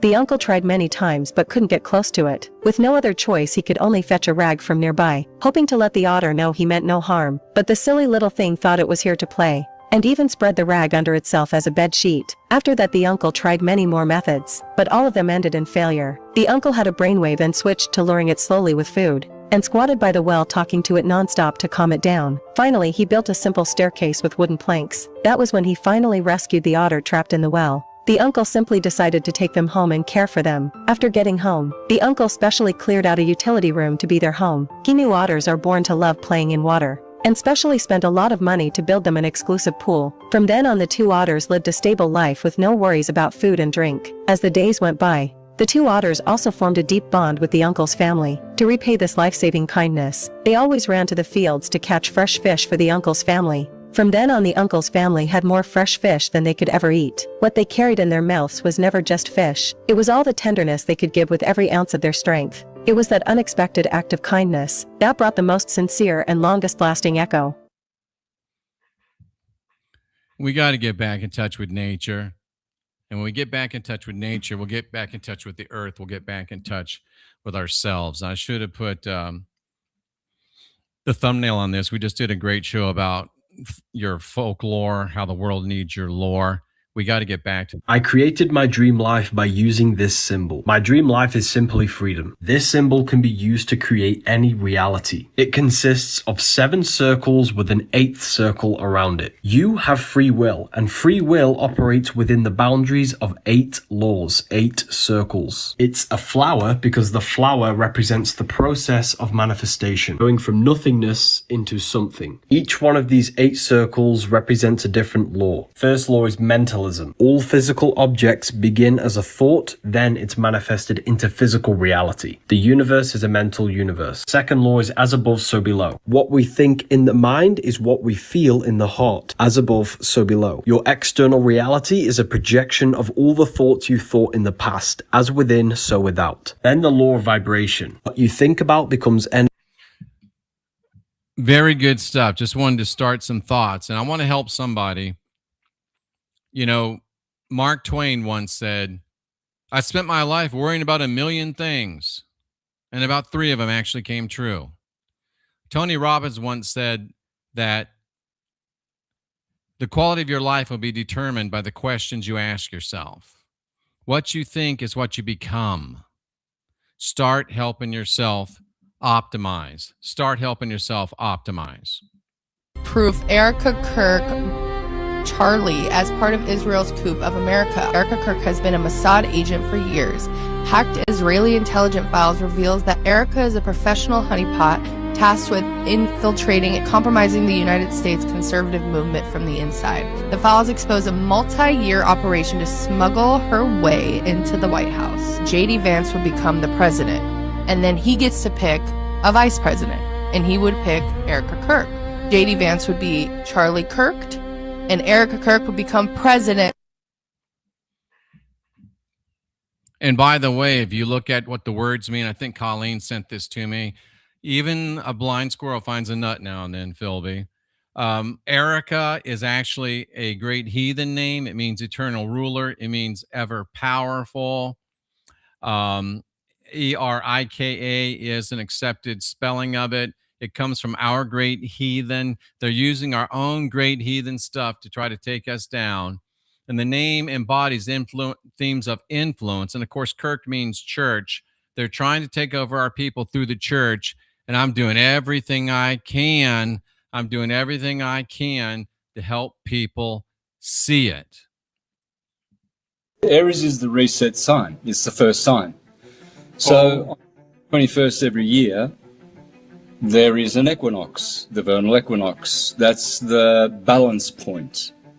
March 21st every year on the ecliptic, 0 degrees right ascension of meridian, Aries begins. So when Saturn takes 29 years to go right around, when it comes to Aries, he's Kronos.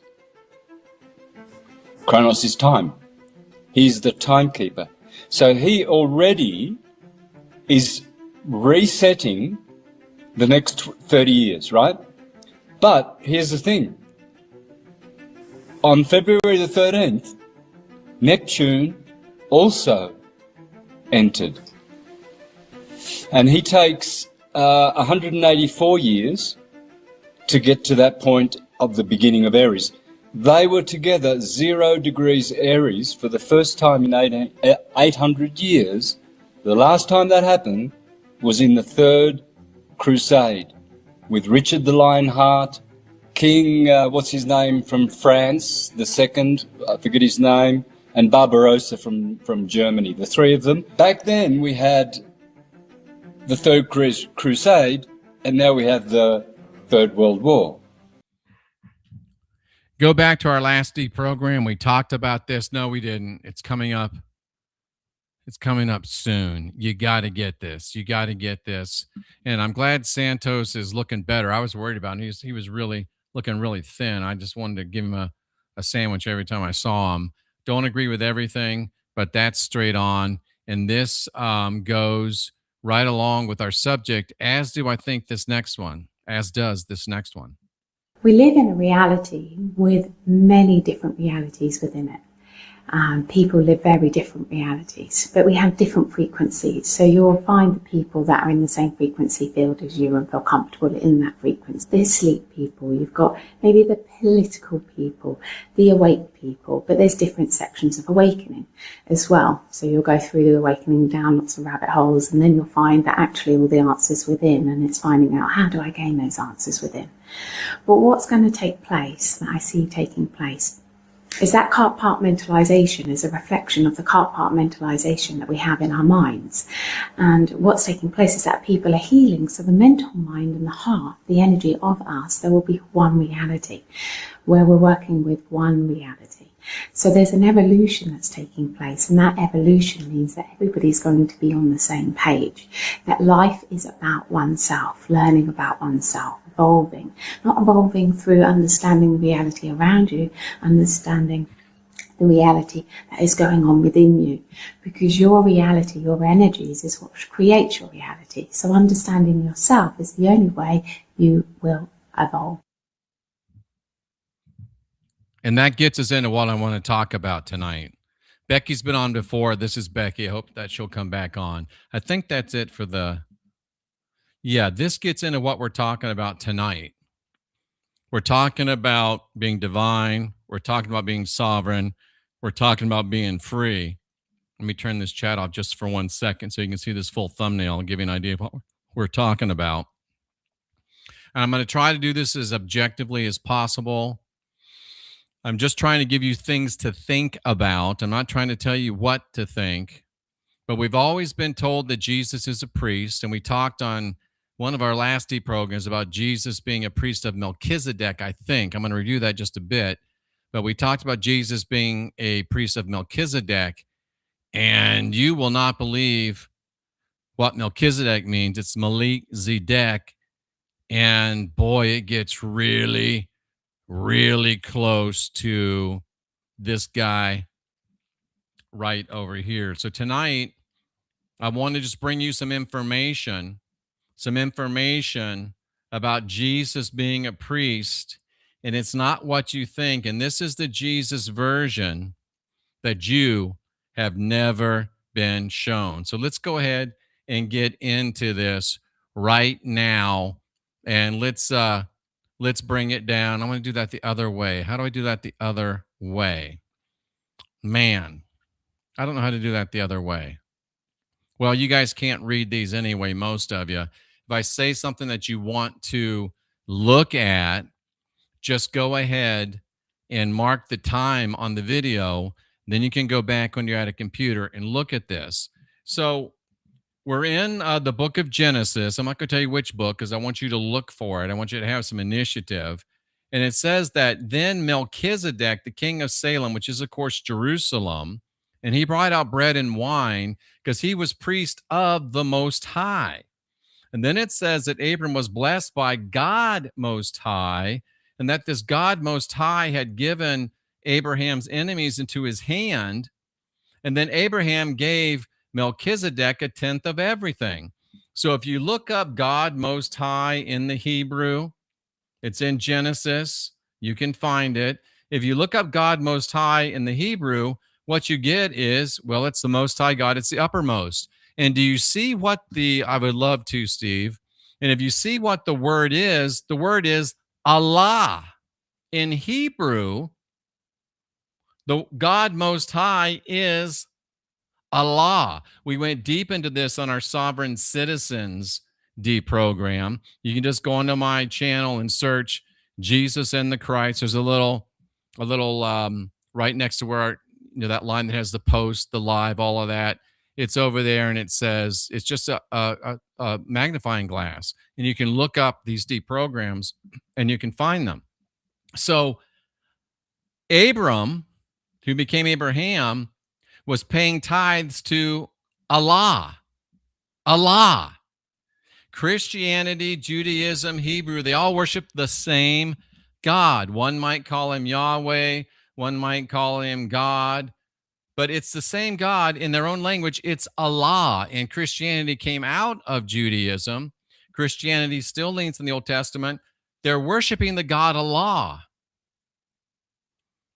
I would think that that might make you want to reconsider some of the things that you thought.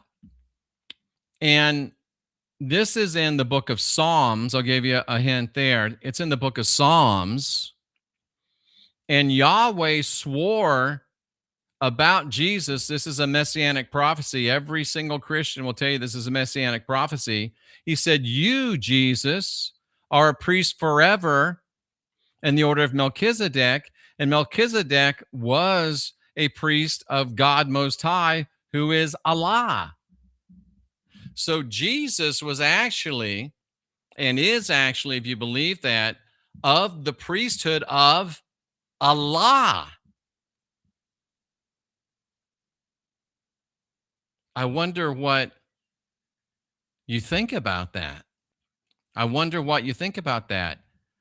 And as disturbing as that might be for some, that's not even the worst part yet. Because Melchizedek in the original Hebrew is Malik Zedek. He was an early king in Israel. But wait, there's more, because he was actually an early king in Palestine. Melchizedek was a Canaanite, pre-Israelite king. So Jesus is king of a pre-Christian, pre-Jewish, heathen religion. Please like, please subscribe, please share, please donate if you can, because we're winning. You're a priest forever, God says, of Jesus, of the guy who's the priest of the God Most High, who in Hebrew is Allah. And Zedek, according to the Strong's exhaustive concordance of biblical words, Zedek is a reference to a Canaanite deity worshipped in pre-Israelite religion. The name is written as two words, Malik Zedek, both in the Septuagint and the Vulgate, but the King James Version turned it into one name, Melchizedek, changed the name. The two became one. Think Judaism and Christianity. And yet it hides something even more huge, even more huge. And again, it's in this Jesus and the Christ deprogram. Even more huge, because I don't know if you're ready for this. I don't know if you're ready for this. You might, I don't know if you're ready for this, because Moloch,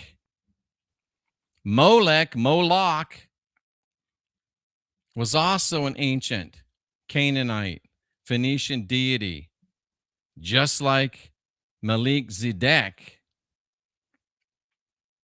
And he was associated with fire and ritual sacrifice. Melech means king. Melech Zedek. Melech Moloch. Melech means king.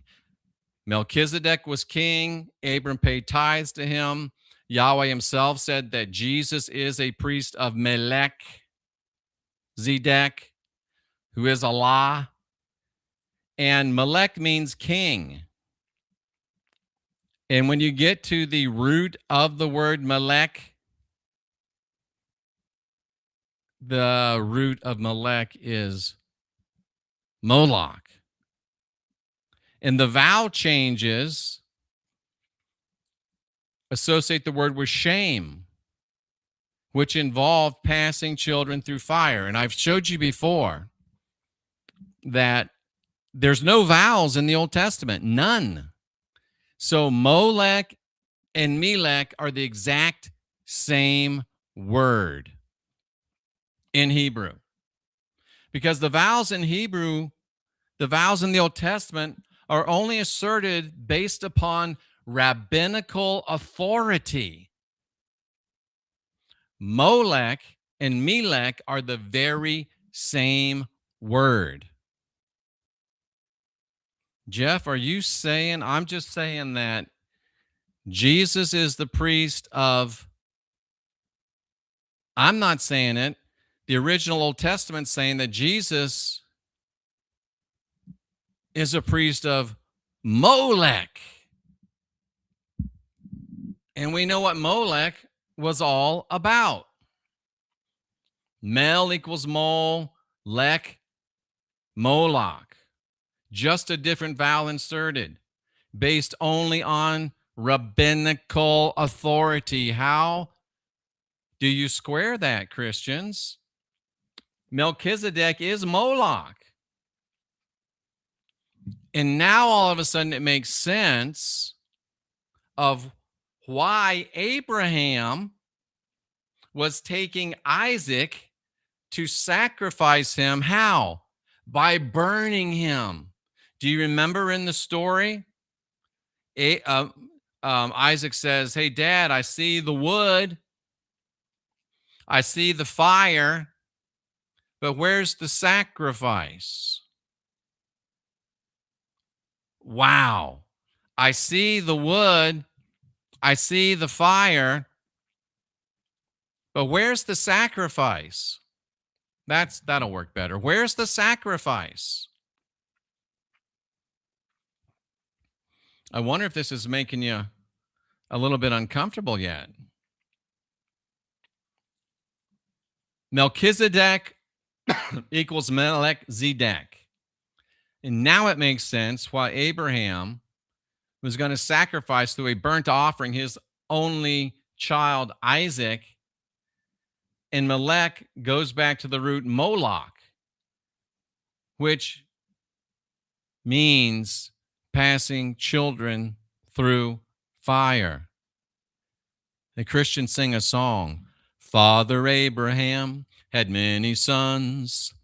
Many sons had Father Abraham, and I am one, and so are you. So let's just praise the Lord.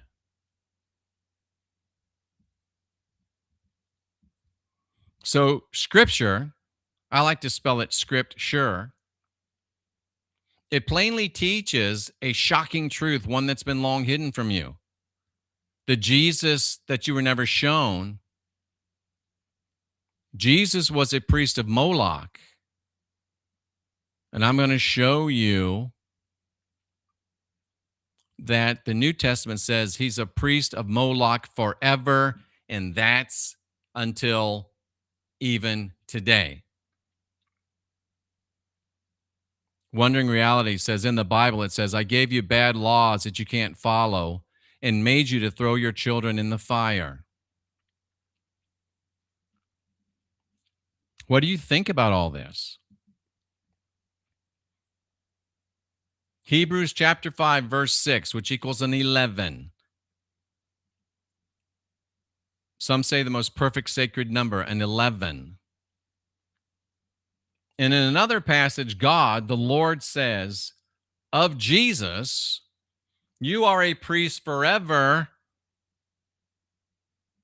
of the order of Melchizedek, which I just showed you from the Bible, is Moloch. Moloch. But don't just take my word for it. Modern archaeology and genetic studies have indicated, I'm going to give you one chance to stop being foolish. Just one. That the ancient Israelites were originally Canaanites. Oh, well, that makes sense because they're worshiping Canaanite gods. And even though the Bible says that they destroyed Canaanite culture, they tried their best, but they just weren't able to do so. They tried their best to destroy all of heathen culture, but instead they emerged from within it. They emerged from within this culture. Where's my chat? Let me put my chat back up here. There you go. Thank you. I appreciate it. Biblical narratives depict them as distinct enemies, but actual evidence shows that they have shared culture, shared genetic descent, long before the Israelites ever succeeded in making themselves a distinct culture, at least on the surface. Do you notice that this just came from the Bible? Not from Jeffrey Darty, but from the Bible itself. One more time, Moloch, Canaanite deity. Israelites descending from Canaanites. Moloch, associated with child sacrifice, burning of the children. Moloch linked to Baal, deriving from the same word, Melech. And Jesus is, according to Yahweh, a priest of this forever. Now you can understand what's going on in all the Abrahamic religions. And they're showing you right to your face. It's the same outfits of the Jewish priest. Looks like an Orthodox priest. And then I saw this. This was a picture here made from a place called Genealogy. Thank you, Kylie. Gen. So I had to ask myself, and I even had to ask ChatGPT, could Moloch have been a jinn? Well, first of all, let's talk about what Moloch was. In the Hebrew Bible, Moloch or Melech is associated with child sacrifice. And Moloch is pictured as a bull-headed idol. But do you know that didn't start until the Middle Ages? It started in late art. It's a medieval imagination. That's not what Moloch was. The Abrahamic matrix has changed Moloch into that in order to rig our minds. And even some of our great people have fallen for it. But what are the jinn? The jinn are smokeless fire. Is that an obvious allusion back to Moloch, Melech, fire? Of which Jesus is a priest forever, according to Yahweh himself? People sometimes connect Moloch and the jinn because they're both associated with dark rituals, and they both blend traditions from the Bible and Islam because it's the same tradition. It's the same tradition. And I'm not coming to you from anything other than the Bible tonight. What do you think about this? I'd love to give you my conclusions, but that's not what I'm here for. But let's bring it home. Let's talk about Jesus and Melchizedek. And ChatGPT said it's fascinating, and it's also a very biblically grounded comparison because the connection between Jesus and Melchizedek is not fringe whatsoever. It's central to how the New Testament explains who Jesus is. The Bible, God himself said that Jesus is a priest of Moloch forever. This just might be the smoking gun of Christianity, my friends. Melchizedek, Moloch, and Jesus, they all come from the same seed culture, the same seed timelines, and the same seed root theological systems. And Ashes was so right.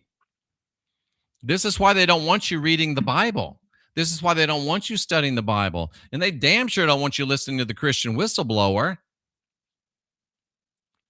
Because if you hadn't been, you'd never know that Jesus is a priest forever of Melech, who is Moloch. What do you think of this, my Christian friends? If I have any. Jeff Briggs says, is Jinn a desert demon? Yes. Some might say that all of those desert religions are evil. I mean, we're supposed to judge them by their fruits, right? What are the fruits of those desert religions? All three of them. And the Nag Hammadi unequivocally states that Melchizedek is Jesus, and Jesus is Melchizedek. And Melchizedek lived through Jesus, living, preaching, dying, and resurrecting, if that story's true. The coming of the Son of God, Melchizedek, speaks of his return to bring peace. Peace defined by killing everybody that won't go along with you, supported by God, and then he's a priest king who dispenses justice. That's Jesus. And this association of Jesus with Melchizedek is made explicit in the book of Hebrews, where Melchizedek is called the king of righteousness and the king of peace, and is expressly and explicitly associated with the eternal priesthood of Jesus. I'm trying to give you some things to think about. I just want you to think. Make up your own mind. Make up your own decisions. And if you remember these words of the Jesus character, I can't prove he's real, so what else do I call him? Jesus said in John 8:56, he said, you know what? Abraham was glad to see my day. He saw me and he was glad. That's the only explanation in all of the Bible of how Abraham could have met Jesus. Because Jesus was Melchizedek. And according to no less of an authority than Clement of Alexandria, a great Christian historian, that the bread and wine offering of Melech, who is Moloch, is where they get the Eucharist and the communion from.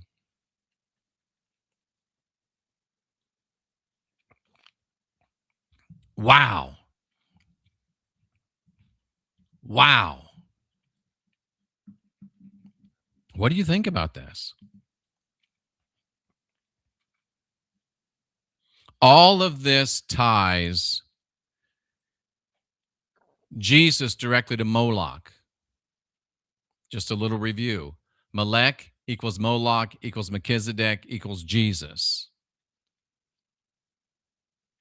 And this makes for some chilling New Testament disclosure. Luke 18:15 through 17, you know the story. They brought the children to Jesus, right? They brought the children to Jesus. Wanted him to touch them, which is kind of creepy. Jesus is like Santa. But when the disciples saw them bringing the children to Jesus, said, no, don't bring those children. Why? Then the disciples want him bringing those children. What did those disciples know, who were all teenagers, except for one of them? And a 32-year-old guy hanging out with a bunch of teenagers, nothing creepy about that, right? Would you let? I don't think so. But Jesus said, and I think this is interesting, he said, suffer little children to come to me. Do not forbid them. Wow. Wow. And then he said, whosoever shall not receive the kingdom of God as a little child can't get in. And we need to dig into this verse just a little bit. I know a lot of you, and I know you can't see it really well, but we need to dig into this verse just a little bit. So I'm going to ask you to just, give me a little leeway here as I go to Luke 18:15 in Bible Hub, which I don't own. I just use. They don't pay me. I'm not an affiliate. I just think it just happens to be the best one. What was that verse? It was Luke 18:15. Let me get over here to it. We're going to look at this just a little bit. We're not going to go Dr. Ammon on it. Luke 18:15. Sorry. A lot of things going on in my mind. And we'll go down to 15, and I'll show it to you as soon as I get there. You don't need to see me flying through these verses.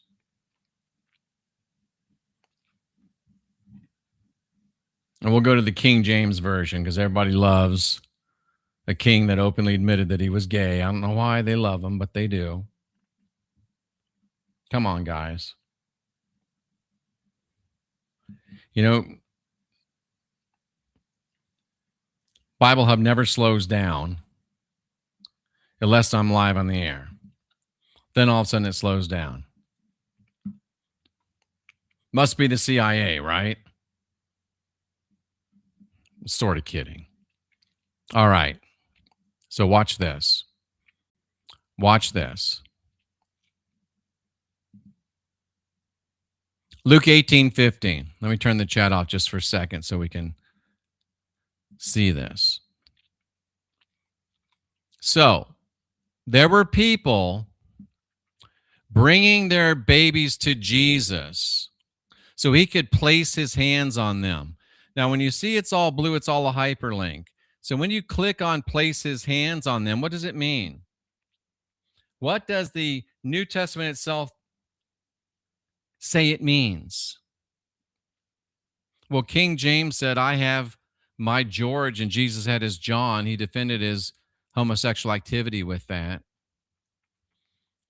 So he didn't want to just touch them. He wanted to take hold of them. He wanted to cling to them. Would you take your children to a 32, 33-year-old man that runs around with a bunch of teenagers? He wanted to attach himself to them. Kind of Epstein-esque. And it has many implied relations. The word is hapto. What's that word mean? That's where it comes from. The word hapto means to take hold of. So Jesus wanted to take hold of these children. Oh, Jeff, you're wrong. I've always thought that Jesus was a Pharisee. That's right, because they say Jesus was a priest. They say that Jesus was a rabbi. The Bible says it 33 times. And to be a rabbi in the day of Jesus, you had to either be a Pharisee or a Sadducee. The Sadducees didn't believe in resurrection. Jesus talked constantly about resurrection, so he had to be. The Sadducees didn't believe in resurrection, so Jesus had to be a Pharisee. Oh, no, Jeff, he was in a scene. You're caught in a trap. You can't get out. Because I'm going to show you the Greek baby, yeah.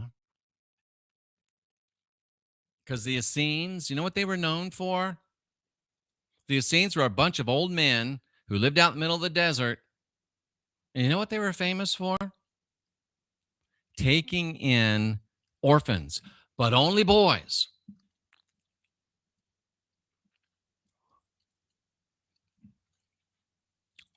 So put it together, and what have you got? Jesus wanted to grab these kids and take them somewhere. If he was in a scene,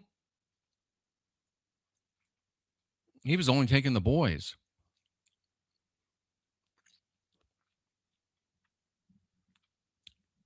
Well, Jeff, he was just taking them camping. Well, I'm going to kind of tell a joke, and Cynthia's about to cringe if she's still listening. There's a camping joke. Dacker knows this camping joke. And it goes a little something like this. The Essenes take in only boys. They're out in the middle of the desert. They're camping. And the joke goes, you might want to earmuffs if there's any children listening. Doesn't have any dirty words, but the implications are. So the joke is, hey man, hey Dagger. Dagger, are you there? Dagger, if you were out camping and you woke up one morning, and you had a used condom kind of protruding from your orifice, would you tell anybody? Dagger says, no, I wouldn't tell anybody. And then you would say, you want to go camping? They were just camping. They were just camping. But Jesus wanted them to bring their babies to him so he could take a hold of them. And the disciples said, oh, no, you don't want to do this. You don't want to do this. I know it's an old joke. Yes, sir.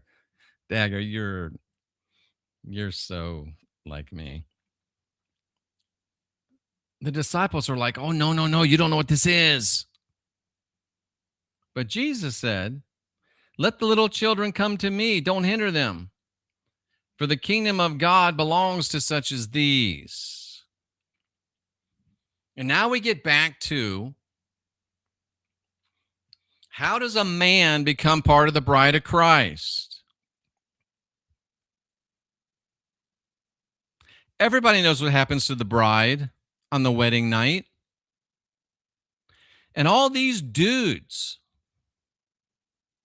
all these Christian dudes want to be part of the bride of Christ.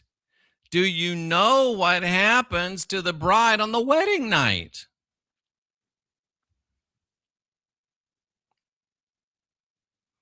What do you think about that? What do you think about that? Is it just me that finds that a tiny bit creepy? A tiny bit creepy?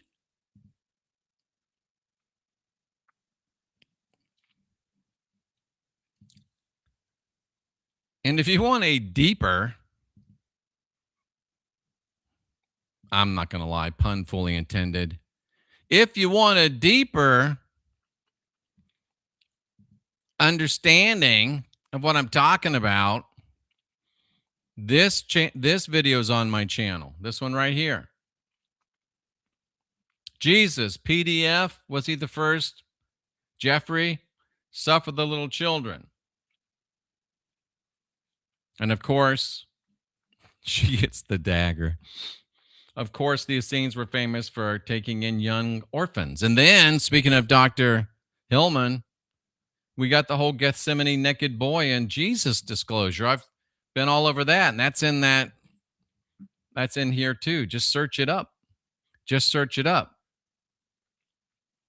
In fact, I'm going to show you real quickly how to search it up, because some of you are saying, what does he mean? And y'all are experts on the internet, but for some reason, some people can't find these things. And I guess it's not the easiest thing in the world to find, but let me just show you how to do this so you can know exactly what I'm talking about. So here's my channel right here. Yeah, that's the reason they call it that. You're right.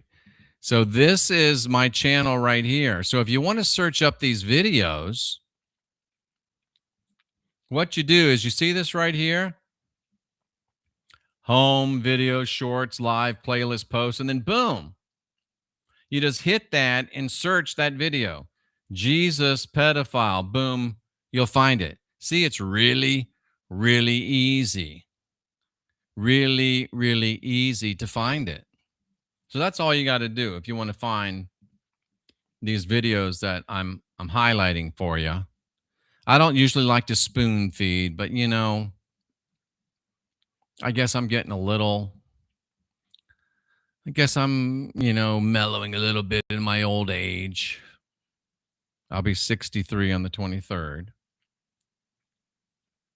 So this is the Jesus that you were never told about. But you know we can't leave it without getting into some UFO files, right? we got to get into some UFO files because U.S. intelligence officers are now warning the religious people, the Christian people. The U.S. government is warning the Christian people. You better get ready for UFO disclosure. And I thought this had to, this one just, I mean, they don't just put things out, right? President Donald Trump's administration just on Friday, 2 days ago, opened a new government UFO portal. They just told you they're trying to open up a UFO portal. Why? Because remember, Rabbi Michael Laitman already told us that the Proto-Abrahamics came into our earth through a portal, and now Trump is opening a new UFO portal. I'm telling you, I've been telling you. And this is a historic transparency push. Feel free, Dagger. It's a push. We were just talking about a push, weren't we? And then here's this guy. Pastor Perry Stone. Pastor Perry Stone. And he says that Christian leaders, they're raising urgent concerns, claiming that they were quietly warned by U.S. intelligence to prepare now for a coming wave of government disclosure about UFOs and non-human intelligence. Religious leaders were warned that the coming revelations will shake the foundations of biblical faith. And they will. Trust me. And they don't even know what the shaking going to be.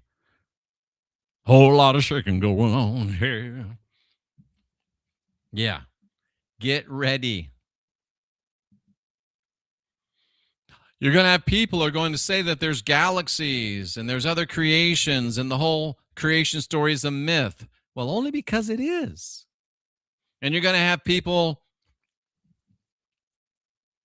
that are going to apostatize from the Christian faith because they're thinking a little bit. They got nobody to go to answers to. Go to for answers. Because I already done cut them off. You know, ain't nobody else bringing this kind of information. It's just this guy. It's just this guy. And guess what? The healings come back. The healing's coming back. They're worried. They're worried. And they should be. Because we're about to win. And alien disclosure ain't what you think it's going to be. It's what I keep telling you it's going to be. And Dagger, right on time. The aliens are coming to explore Uranus. Well played, sir. Well played. They're going to freak out. They're going to come to pastors, ministers, and teachers and say, what is this? Is this really real? Why didn't they come to the Christian whistleblower? I've been telling y'all for 12, 10, 5 years. I mean, I've been 5 years in the deep water, right? And it's not just Pastor Perry Stone with that shirt. I'm sorry. That shirt is just, it looks like he's getting ready to be part of the bride of Christ. I mean, I wouldn't even wear that shirt. And I wear a lot of crazy shirts, but that one is fitting for a male member of the bride of Christ. And he'll be right at home on the wedding night with that one, baby. Right at home on the wedding night with that one. But evangelist and podcaster Tony Merkel, don't know who he is. He also echoes these concerns, and he says it's about narrative control. And if anybody should know about narrative control, it's a Christian evangelist. Now, let's take another step deeper.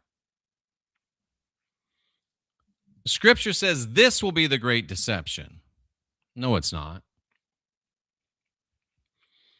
Vice President J.D. Vance said earlier this year that all aliens are demons.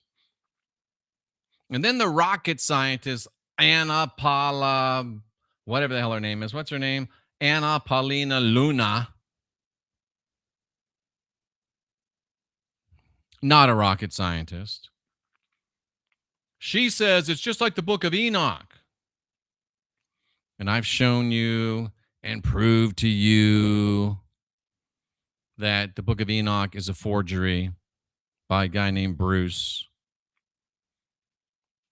And Luna suggested that alleged encounters described in classified briefings may resemble biblical accounts of fallen angels. And the funny thing is, the people that they say are the fallen angels are the aliens that are coming back.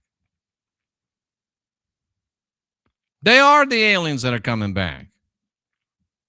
We're going to be getting into this in coming deep programs. And whether the coming revelations involved advanced technology, and they do, misunderstood phenomenon, and they do, or something more profound, and yeah, they do. The aliens are bad unless you're good. And good means you haven't turned your back on your people. You haven't turned your back on your gods. You haven't turned your back on the goddesses. You haven't turned your back on your people. And the impact will be global. And the battle on how to interpret it is already underway. Out and go to my channel, use the little magnifying glass and put in Book of Enoch. There's at least 3 or 4 videos on that subject. I've had over 15 million views. I think almost 15,000 videos. They're all there.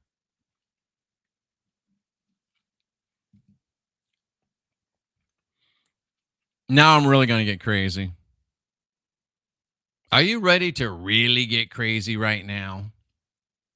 I'm going to drop this chat off again. I don't know how many of you can see it on the overlay, but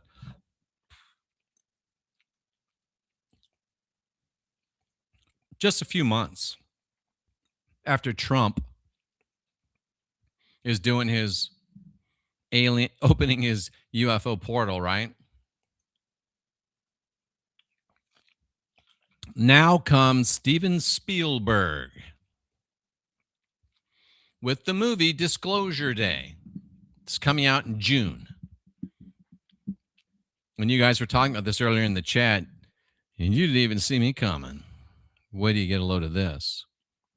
Remember Jack Nicholson in the first Batman movie with Michael Keaton? Wait till they get a load of me. You're about to get a load of me, and not in the dagger way. I know he'll run with that. But Disclosure Day comes out in 2026, which is an 8, by the way, or a 10, excuse me, completion.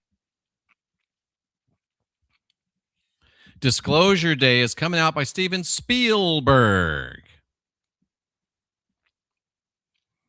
And it explores humanity's reaction to undeniable proof of extraterrestrial life. Thank you, Arthur King. You're getting the one eye. And it's starring Emily Blunt, because they're going to be very blunt about it. Now, she is hot. Loved her in that movie with Tom Cruise. What was that called? Edge of Tomorrow. It was a good movie, actually. But they're bringing out Emily Blunt and Josh O'Connor. Like, you know, John Connor in Terminator. Oh, was that Spielberg? I don't know. I don't think so. But anyway, Spielberg, right?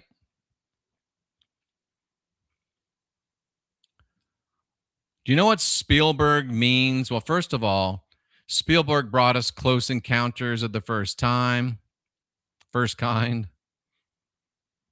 He brought us E.T., the extraterrestrial. You know what the literal meaning of the name Spielberg is? Well, Spiel means to play a game, because they're playing a game. And you got to learn to play your game. And berg means either mountain or castle. So when you combine it, you get playing the mountain, playing the castle. So it's all a big game for them. And notice the stag, because that will loom large as we wrap up this deprogram pretty soon. So you got Emily Blunt, you got Josh O'Connor, you got the one eye, you got the stag. Keep that in mind. Come on. Oops. Sorry. Go back. There we go. They're playing a game. Hosea 10:8 says, the high places of Avon will be destroyed because of the sin of Israel. Ooh. Even these Christian identities say they're Israel. And all the high places of wickedness will be destroyed. What wickedness? Avon. Why? Because of the sins of Israel. And they're going to say to the mountains or the bergs, cover it up for us. Cover it up for us. And by the way, Avon means iniquity, trouble, wickedness, sorrow, idolatry, vanity. All synonymous with Judaism, Christianity, Islam, Melchizedek, Jesus, Moloch.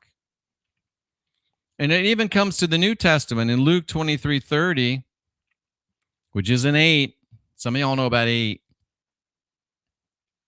At that time, when it all comes tumbling down, Humpty Dumpty style, and all the king's horses and all the king's men, they will not be able to put Humpty Dumpty back together again. And they're going to say to the mountains, they're going to say to the bergs, fall on us, cover it up. Revelation 6:16.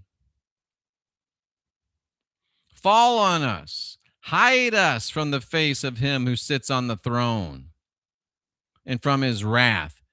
And it ain't no lamb. They know it's a stag coming. They're playing games with you. And I'm trying to at least show you the game and its rules so you can decide whether you want to play by them or not.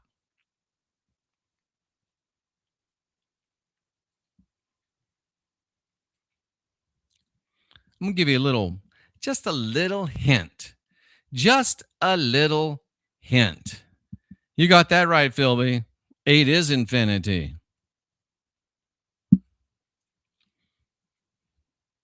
Remember, they're playing a castle game. They put the stag in there. If you haven't watched this, you should. It's called The Man in the High Castle. And you have 2 depictions here. You've got a depiction of destruction of the man in the high castle, and you got a picture of triumph of the man in the high castle. And that's exactly what's coming. One of the two will happen with the alien disclosure. The stag is coming back, and he's pissed. Even in the Bible, when they're talking about dragons, it's probably a scan. When they're talking about the dragons, it's probably a stag. Sorry, Dagger distracted me. 8 is enough. Ooh, they even put that at a TV show. Remember that old TV show? You probably don't. But 8 is enough. Which way will it go? Depends upon how much we wake up.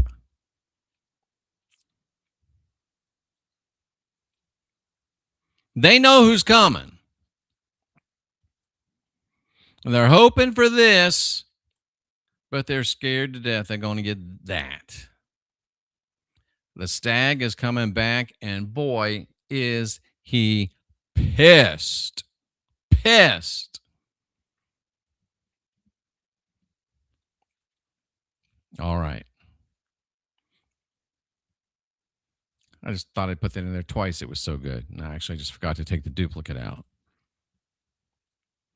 Now, here's the hottie.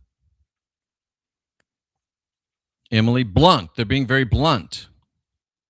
And they show a cardinal, but it's really a raven. And I'll prove that to you. They know the game is up. They're desperate. They're throwing it all out there. They're being blunt. And I'm going to get really crazy with you now. I'm going to get really, really nuts with you now. Oh, you mean the nutty part hadn't started yet? No, the nutty part has not started yet. No, I'm going to go back to the other way because I want you to see this big. Here's the plot of Disclosure Day. Are you ready for this? The plot of Disclosure Day. Played it twice, Dead Wolf. Twice. Only 6 years. Smoochie seems longer with the chill factor. I'm kidding. Oh, where did I go? I want to at least be on there somewhere. There we go. The story of Disclosure Day centers on a disclosure event. It's not a cardinal. Stay with me. I promise you it's not a cardinal. They're putting a cardinal because they can't be that blunt. But I'll show you it's a raven. The real one's a raven. So disclosure comes out, very blunt disclosure. Very blunt disclosure comes out of where? Kansas City. Kansas City. Kansas City, here I come. I'm going to Kansas City. Kansas City, here I come.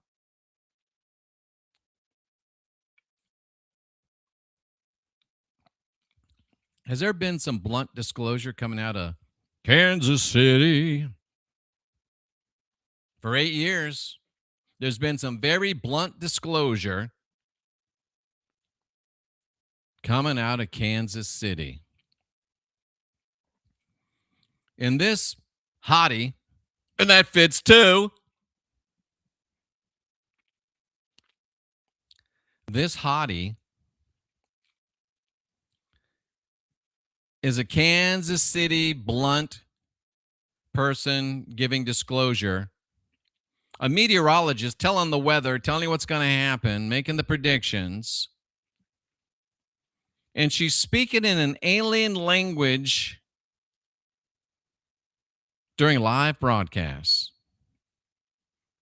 You don't know how many times I think I'm speaking in an alien language on all of these live broadcasts. And in spite of everything, I've been on Coast to Coast 12, 13 times.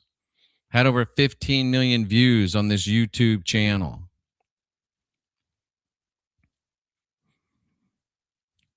And we literally are a worldwide phenomenon. So I just wanted to throw out there for your consideration that there is a person in Kansas City speaking very bluntly, looking hot doing it. Little joke. And what to just about every damn body is an alien language live to a worldwide audience. What is Jeff saying right now? It's coming out in June. I'm going to go see it.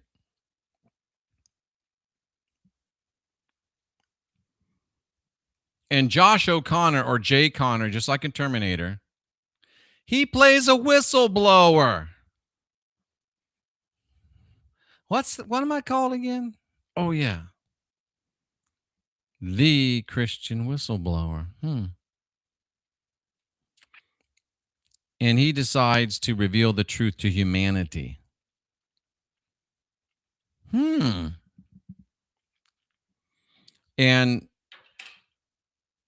the stag, which just happens to be the representation of my clan, the O'Daharte. This begins to interest me. Lots of symbolism.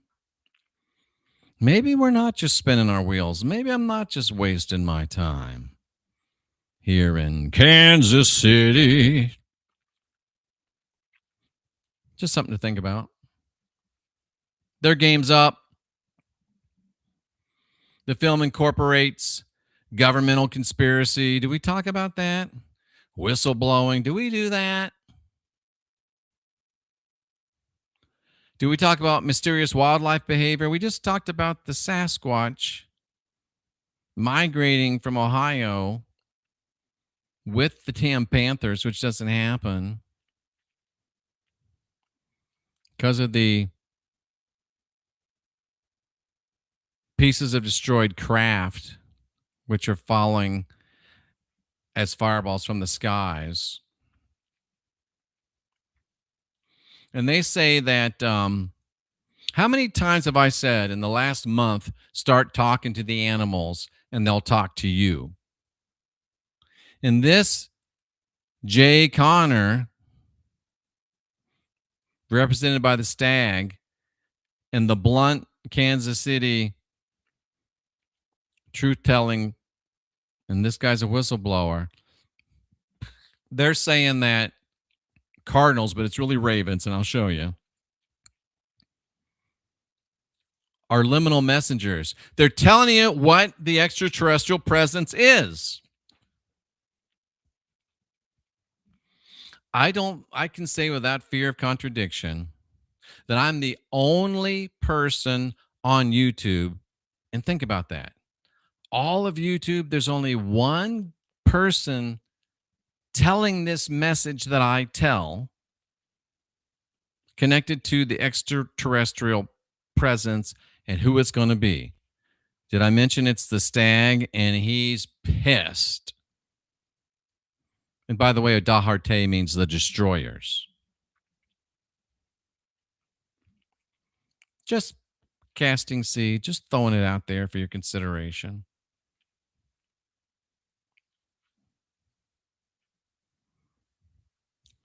Go back and watch this one, Your Ancestral Lore. I think it was our last program.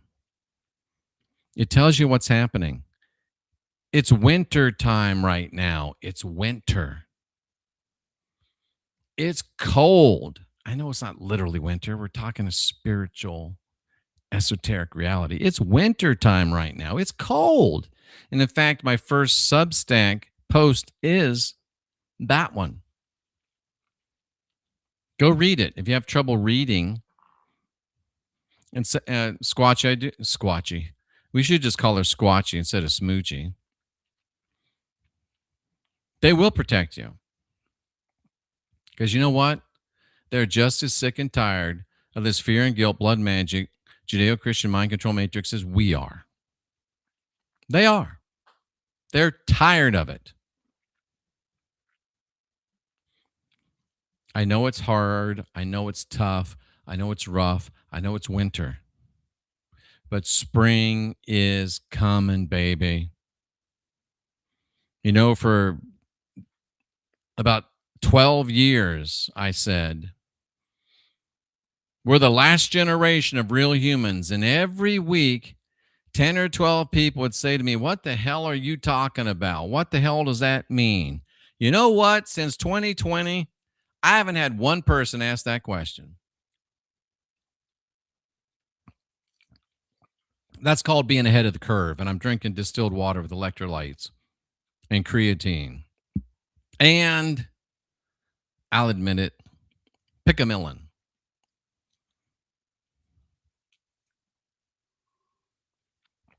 Oh, that one's got to be shown on the screen.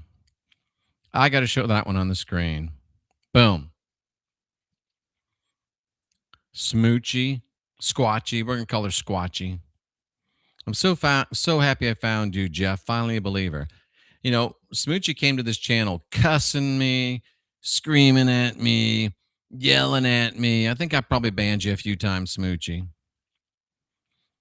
I think only Moran exceeds you in the times you've been banned. But watch that. Go to my Substack, read that. And if you do spend the $6 a month, I promise you it'd be the best $6 you spend. One less pack of cigarettes. Come on. You know, Claudette, Cynthia has the same thing. She's got a couple crows. And, oh, dude, this might have been spiritual, but I haven't had a chance to really process. The other day I was driving out when I got my brakes fixed, and I saw these two crows, the same two crows who I always talk to, sitting there. And right in between them, I mean, it was like crow, maybe a foot, this other creature, maybe a foot, and another crow. And it was a damn fox. And they're sitting there looking at me. I rolled down the window to see if they would give me a message. I shouldn't have done that. They can talk through the glass. But when I rolled down the window, they left. If someone wants to interpret that in the chat, please do. Spring is coming. It's going to be okay. It's going to be okay. This is the coming great deception. Yeah. This will change everything, because when they show. And by the way, this is L.A. Marzulli. And at least 50 times I've asked him, even when I was a Christian, that's how long I've been dealing with L.A. Marzulli since he had hair.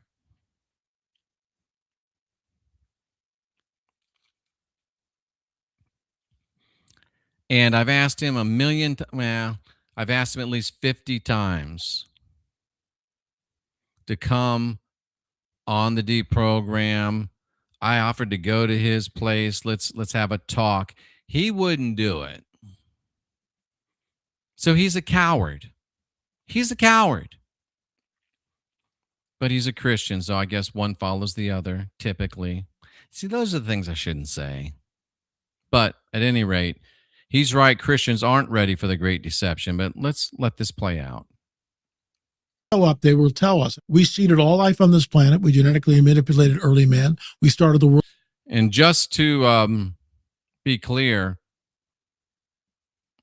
our great gods and goddesses did seed life on this planet. We did not genetically manipulate that. That was L.A. Marzulli's people that did the genetic manipulation, because our gods and goddesses create perfect. We don't have to do trial and error. World civilizations. We started the world's religions. Now we started all the great civilizations. I already told you about that. We taught everybody how to do it. We didn't start the religions. We told them you don't need these religions, and I'm still telling you don't need these religions. It's a choice you can make. At this critical juncture, a nuke going off, and what's going on in Iran right now, Tony? Yeah. I mean, anything's possible. Yeah. These guys are like a tiger back into a corner. Do they have nukes? We've heard they have no nukes. We've heard they have 11 nukes. Mm-hmm. We've heard they have 8 nukes. 11 nukes, 8 nukes. Interesting numbers. This is the coming great deception. I'll let him talk. This will change everything, because when they show up, they will tell us, we seeded all life on this planet. We genetically manipulated early man. We started the world's civilizations. We started the world's religions. Now at this critical juncture, a nuke going off, and what's going on in Iran right now, Tony? Yeah. I mean, anything's possible. Yeah. These guys are like a tiger back into a corner. Do they have nukes? We've heard they have no nukes. We've heard they have 11 nukes. Mm-hmm. We've heard they have 8 nukes, but there's no delivery system. We don't know what the truth is. Nobody does. All it takes is one nuke going off. I do. This sets up the greatest climate of fear that humanity has ever experienced collectively, because we're all linked together with the internet, right? And satellites all around us. I'm not afraid. That's when they show up. That's conjecture. That's the final rung. Pray to God we don't have that scenario. But what happens if on the 78th year of the Roswell event, July 8th, what if Trump... 78th year, 7 and 8 is 15, right? 7 and 7 is 14. Yeah, 7 and 8 is 15. 1 and 5 is a 6, which is the number of man. 666 is the last generation of real humans. L.A. Marzulli, does he know, or is he just bumbling along? Stands up and goes, we're not alone in the universe. Yeah. Bam, game changer. Where's the church? Will the men please come forward and receive the morning offering? We're like, 30 years behind. It's very sad. Yeah, I mean, the church, I 100% agree that there's a lot of churches that are not ready to deal with this. And there's as in every single one of them. A lot of reasons for that. One of them is that we have really devoided ourselves from any kind of supernatural understanding. Completely. It's just sanitized. Yeah. And so when you wipe that from your theology, your teachings, actually handing that down to the people attending your church and stuff, when this happens and this information comes out and they say, we're not alone in the universe, as a Christian, your response should be, no, duh. like scriptures shows that when they talk about NHI and these Christians that are going to be confused. Non-human intelligences. In New England dirt, Rhodey, we are the beast. They're like, oh, what do we do with this NHI thing? No, duh. Scripture talks about that. But without the proper framework, it's going to lead to a lot of confusion. And I think that there's people like you and maybe even myself with our platforms that. And when the blind lead the blind, they're all going to fall in a ditch. And all we got to do is throw some dirt on them. We don't have to do any of the wet work. Let the blind lead the blind. That's what I'm doing. Let the ignorant be the ignorant still. New England Roadie, you need to go watch my D program. That's called The Secret Symbols of the Dollar Bill. That all-seeing eye is the eye of providence. Go back to the people that made it. Read what they said. That's not their God. That's the Most High, watching over what? The creation of a new order for the ages. Go watch the video. It'll help you, I promise. Hopefully it can serve as a landing spot for education, I suppose, like understanding, that, listen, I'm definitely not like a theologian on here. He's got a huge Christian channel. He's not a theologian. I see a pattern. Telling you exactly how all the Hebrew and Greek breaks down. Yeah. This guy's a huge Bible teacher, and he didn't know how the Hebrew and Greek break down. By the way, do you know what the Bible's written in? Hebrew and Greek. How can you be a Christian leader when you can't break down the Hebrew and Greek? Oh, I just answered my own question. The only way to be a Christian leader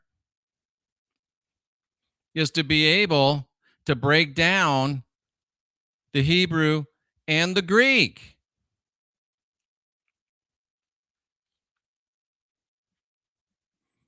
It's not that hard. And that's not what we're supposed to be doing. No, it's not my calling. That's not what we're supposed to be doing. It's not my calling. Here's these two Christian leaders. L.A. Marzulli is as big as any of them. And they said that breaking down the Hebrew and the Greek is not their job. It's not their calling. Well, it's mine. And that's why they run from me like they run from, well, a really pissed off stag. I was wrong when I said I was going to let him finish. I do have the right to remain silent. But sometimes I lack the ability. But, what I've done is I've documented that there's a lot of strange things that people have been experiencing for a very long time. Mm-hmm. If you can come to understand that, you're just going to start having a framework for this.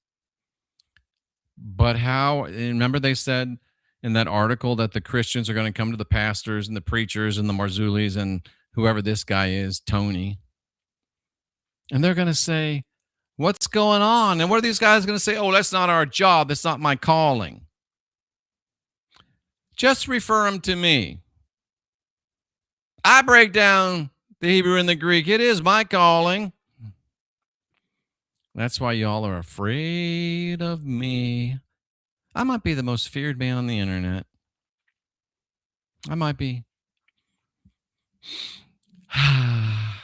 It's a sorry dog that won't wag his own tail every now and then. And I'm a wagging baby. This is me wagging my tail. Wagging like hell.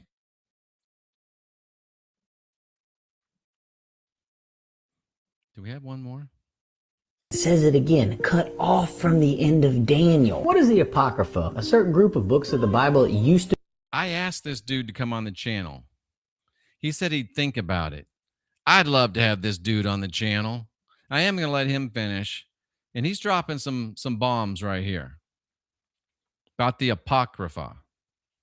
Be included but ain't in your Bible today. What was in them? Why did the church take it out? Well, to understand this, you got to do a little digging into church history. The Apocrypha used to come standard in all Bibles. The Council of Hippo in 393 and the Council of Carthage in 397 reaffirmed and included them in all standard literature. The first decisive removal didn't come till 1546 at the Council of Trent, when the Catholic Church removed the entire Apocrypha and listed the books of the Bible you have today as canonical scripture and excluded everything else. Martin Luther and the Protestants saw it a little bit different. In his 1534 edition of the Bible, he listed the Apocrypha as not equal to Holy Scripture, but good and useful to read. In my mind, it's just a book. Why wouldn't you leave it in there for people to read it and make their own decisions? So I did a little digging. Here's a hint. It has a lot to do with the Holy Land of Israel, Palestine. Let's start at the beginning. First Esdras. As you can see, it talks about King David, Israel, the Levites. This one is excluded because they said it was a redundant variety of canonical scripture. Wisdom of Solomon, written about 100 BC, excluded because it was written in Greek, not Hebrew. Ecclesiasticus, written about 180 BC, excluded because it was not in the Jewish Bible. The book of Baruch.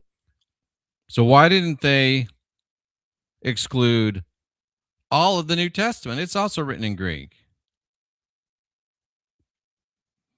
Just a question.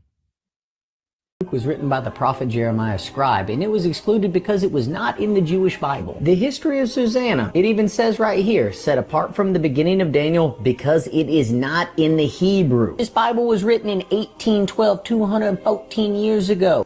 And guess what? Guess what? All the book of Daniel wasn't written in Hebrew. A lot of it was written in Aramaic. Why are they picking and choosing? I want this dude on this channel so bad.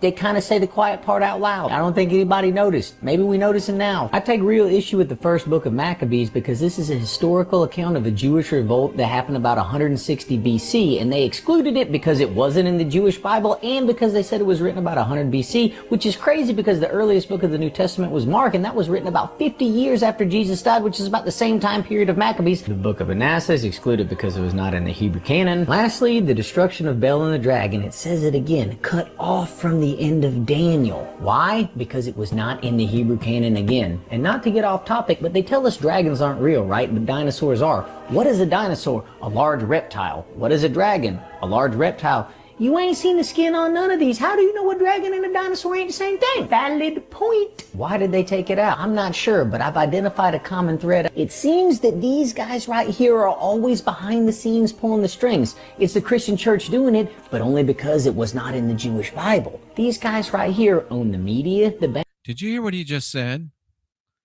Everybody wants to talk about those guys. But the people that empower those guys are the Christians. Oh, it's all the proto-Abrahamics. But only the second wave Abrahamics provide the funding and the support and call those proto-Abrahamics the chosen people. This dude's right. They couldn't get it done, baby, without it.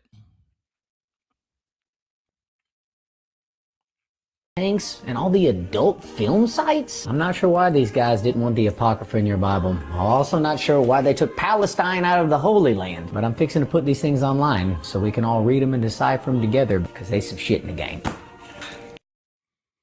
Boom. Boom. That's some really good stuff right there. The most important scene in the entire Matrix trilogy isn't the red pill, it's the conversation. I asked this guy to come on too. I hope he will. I love seeing the young guys step up. In the White Room. In Matrix Reloaded, Neo finally reaches the source. He expects answers, but he actually comes face to face with the architect, a cold, precise figure who most would agree to say that he is the Saturn archetype or the Demiurge. And now he's surrounded by screens showing every version of himself that he came before. And what the architect reveals destroys everything that Neo thought he knew. This wasn't the first Matrix, and Neo wasn't the first chosen one, he was the sixth. Neo wasn't the chosen one in the way he was told. In a sense, he was actually a systemic variable, a controlled anomaly built inside the program. Every time the system accumulates too much instability, the one is produced, brought into this room and given a choice: return to the source or reload Zion, which also a lot of symbolism, Zionism, and then start the cycle again, or watch humanity die. Every single time before, the one chose to continue the cycle. The prophecy wasn't liberation, it was the most elegant form of control ever designed, which kind of sounds familiar, but that's besides the point. So basically, this is a hermetic philosophy encoded in a film, as above, so below. The system controls not just the sleeping masses, but the one who thinks they woke up. The most dangerous prison isn't the one you could see, it's the one that's built around your rebellion. When they can predict your resistance serves them. The architect represents pure logos, cold intellect systems, order. Like I said, Saturn. The oracle represents intuition, love, a variable that couldn't fully be calculated. And it's the variable, Trinity's love, that Neo chooses over the continuation of the cycle. He doesn't choose the door that saves the world as it was, he chose the unknown. That's not just a plot twist, that's the entire occult teaching. True liberation doesn't look like winning within the system. It looks like refusing to play by the rules that you didn't consent to, even when it costs everything. The prophecy was the cage, and the only one who ever gets free are the ones that are willing to let the prophecy burn. Wow. Wow. He's so right. And you know, Cynthia said to me the other day, she feels like this is the end, and I do too. I feel like this is the end.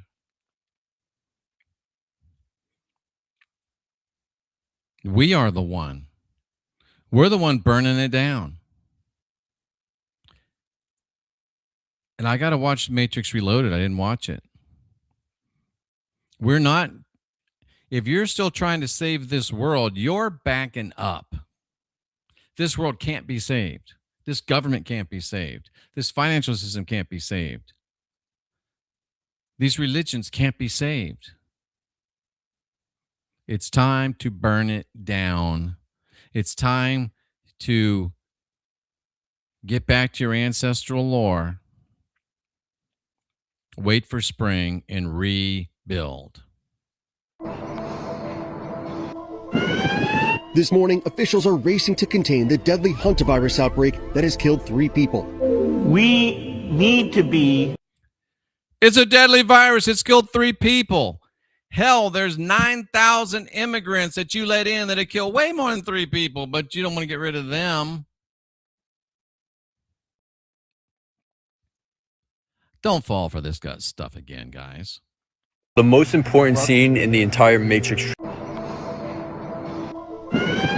This morning, officials are racing to contain the deadly hantavirus outbreak that has killed 3 people. We need to be prepared for the next pandemic. And it won't be the last pandemic. The next one could be far more severe. I mean, this one, it killed millions. It was awful. We got the vaccine. Hantavirus is usually spread by rodents and can lead to severe respiratory illness, and that there was human-to-human transmission on board. So we, we'll have to prepare for the next one. That, I'd say is, will get attention this time. Wow. Wow. And look at Kevin Kline next to her, to him smiling.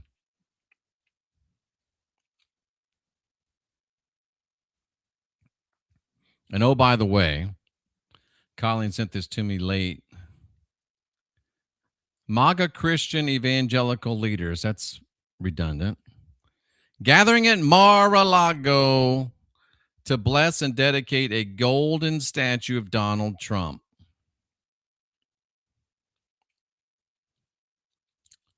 And they built the high places of Baal, which are in the valley of Hinnom, to cause their sons and daughters to pass through the fire unto Molech, who is Melech, who Jesus is a priest of. Offerings, at least to some inscriptions in the Hebrew Bible, can come either through fire or war. And that continues to this day. Is anybody listening to me? Is this thing on? Is this thing on? Invaders are immigrants. Immigrants are invaders. Thanks for that, Colleen.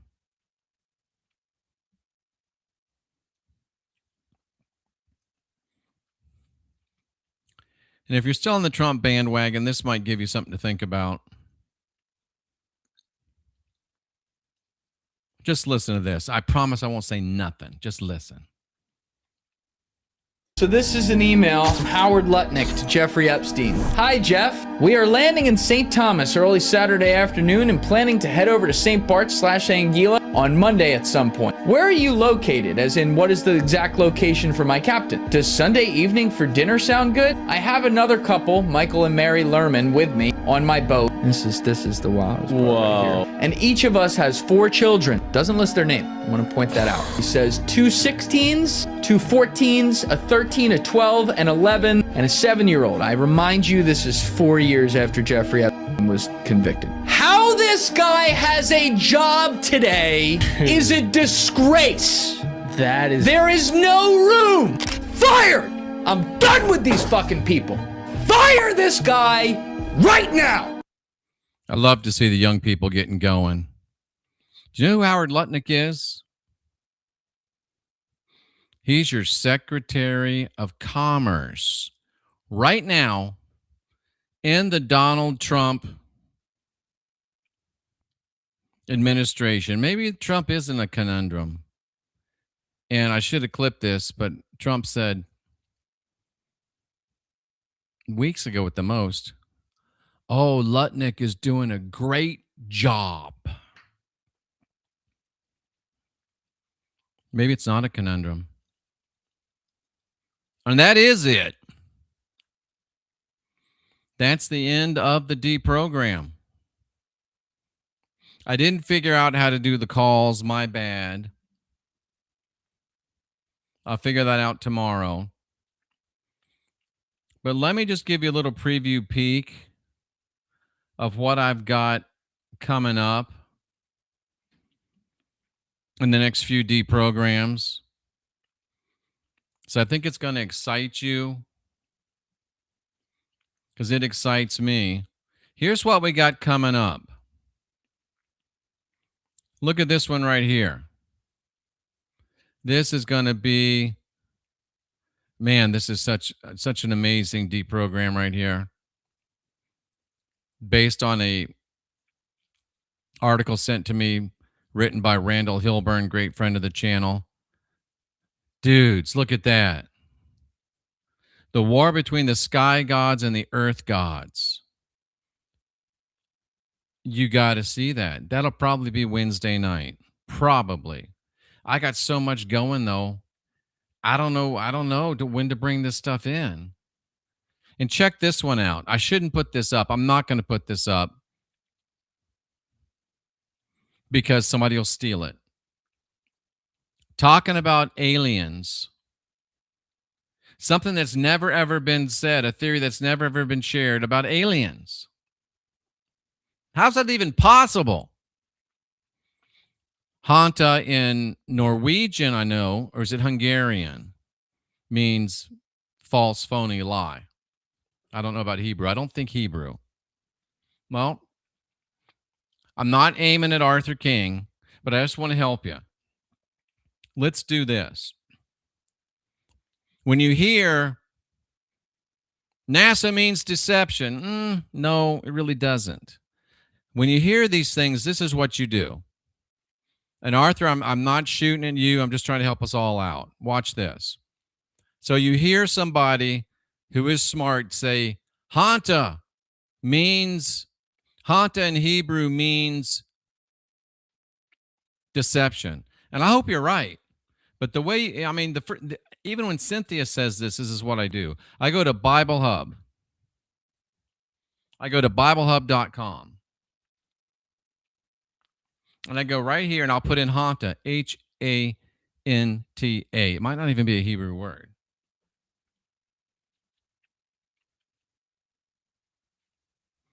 Hanta is not even a Hebrew word.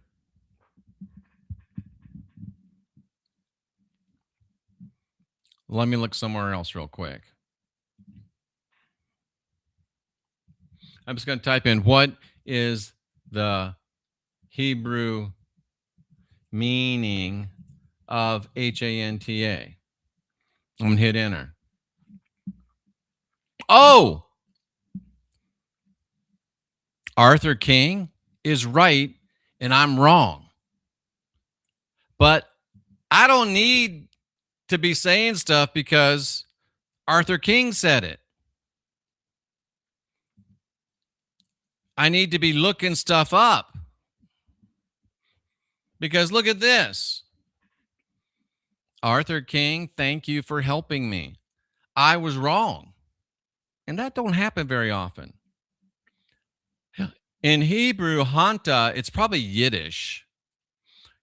Hanta is primarily a slang term meaning a lie, a scam, nonsense, something not genuine. It's used colloquially to describe something fake, ridiculous, or nonsensical. Oh, here we go. That's why it's not in the Strong's Concordance. It's not a formal Hebrew word, but it appears in slang, social media, and casual conversation. That story is so hanta. It's Yiddish. It's unbelievable or a scam. Rubbish or bullshit. How crazy is that? What's this one say? What does hanta mean in Hebrew?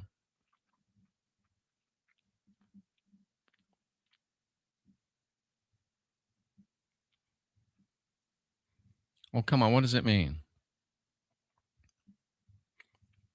It means a joke. This is what you do when somebody says something.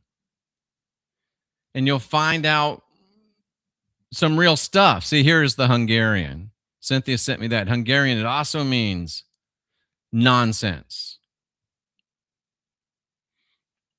I was hoping to find... What's this one? Well, here's that, the slang they talked about. No, that's not quite it either. But do you see? That's the way you do it. And if you want a free prayer guide, if you want to use some black magic and put your intention over other people's intention.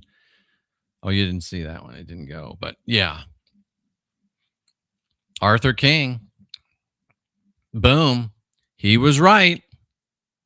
He was right. Well, we've been here 3 hours and 21 minutes and 24, 5, 6 seconds. I think it's been a good one. Arthur is right. Arthur is right. I love it. I love it. Let me show that on the stream again. Hantavirus is also in the movie X-Files. And guess what? Hantavirus is also listed, and Cynthia has the paper. Hantavirus,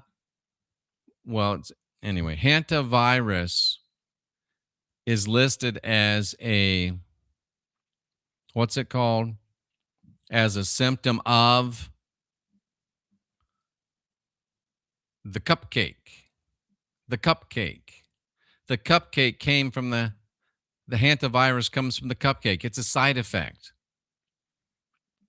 of the cupcake.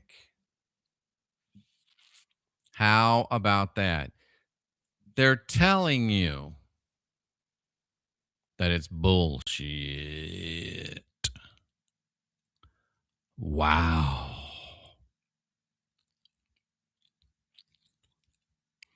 Deborah Truax says in Hindu ritualism, it means acceptance of offerings. How about that? You're welcome, King. You're Arthur King. You are welcome. Let me type that in. You are welcome. Thanks for sticking to your guns. And I have to say, do you saw how he did that? He didn't say, "Oh, you're an asshole. You're wrong." He just sat there, because when you really know, you don't have to be an asshole. You don't have to be an asshole when you really know. So thank you, sir. Thank you. Boom. If anybody wants to throw a couple Rod questions in, they can only be yes or no. They can only be yes or no. In Sanskrit, slayer or murderer, reports Deborah Truax. I'm not going to look that all up. NASA doesn't mean to deceive in Hebrew. I'm going to help Frank out for a minute. Nasha, you're right. It's a different word. You got to add the H in. But remember, no vowels in Hebrew. So it's just NSA. So it can be NASA, which means to lift or raise. And it can be Nasha, which means a deception. So you put it together.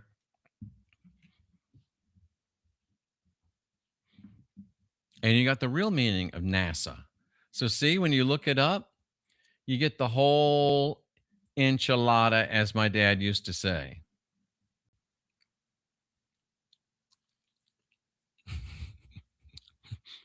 Smoochie says NASA means no such agency. Or not a space agency. This is just great stuff. I can't open up the phone lines right now. You can ask a Rod question in the chat, but it has to be able to be answered yes or no. For example, is Jeff wearing a pink shirt?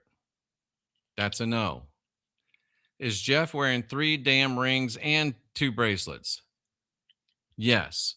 So if you want to throw out a few Rod questions, I'll take them. I'll take them.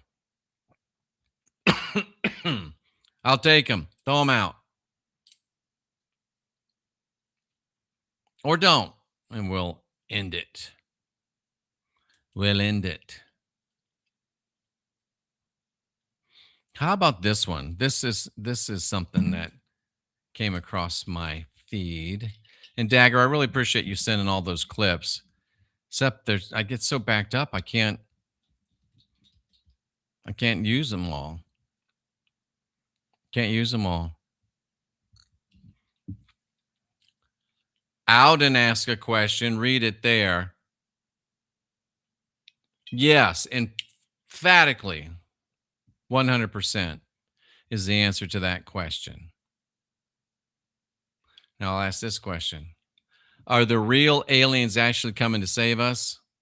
Yes. Yeah, I was going to say that, Frank. But we found those 7 astronauts. Are the Rods 100% correct? Pretty damn close. Pretty damn close. Pretty damn close. Anybody else? Was Christianity always a plot to spiritually enslave us? Yes, it was. 100%. We didn't really have to ask that, but it's nice to see a little divinatory confirmation. Couple more. All right, New England Dirt Roadie. Thanks for being here. Have a good one. Has Robert Stanley been infiltrated by Archons? I'm not going to do that one because I like Robert. I like Robert. He's a friend of mine, and I don't want to cast aspersions on him.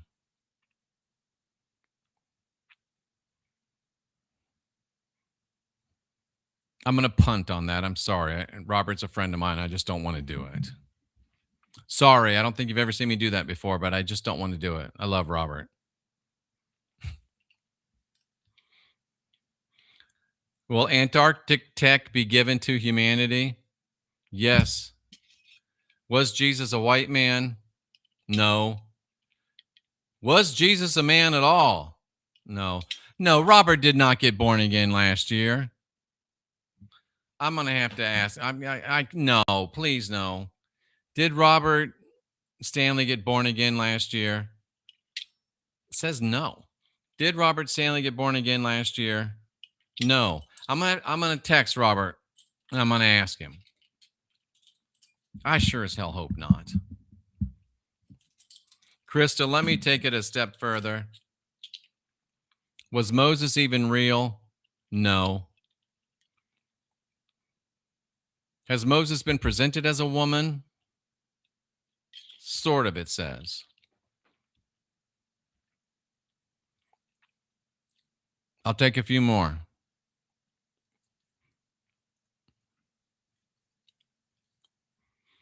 I remember back in the days when I was, he was just on a live show declaring the gospel. No.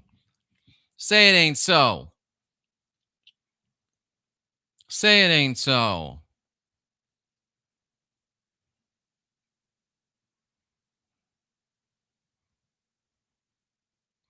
Man, that makes me really, really sad. Ooh, I like this one. Will Trump complete his term? No. Ooh. Was Odin the real archetype for Santa? Yes. God, I hope not. Where few dare to tread. I'm going to be la, la, la, la, la, la. Oh, I got no. Please, no. I'm going to have me a chat with Robert. He was swallowed by Jesus. He wasn't the first one to be swallowed by Jesus. Okay. Will Alden's HVAC career be successful? That depends on so many things. And, I used to predict sports with these, and the closer to the game, the more accurate the results. So, will it? Yes. If you keep doing what you're doing and don't get lazy. They found his sled. And he's not joking. They really did. Those rat bastards have turned the sled of mighty Odin into Santa and the flippin' reindeer. Those sons of bitches.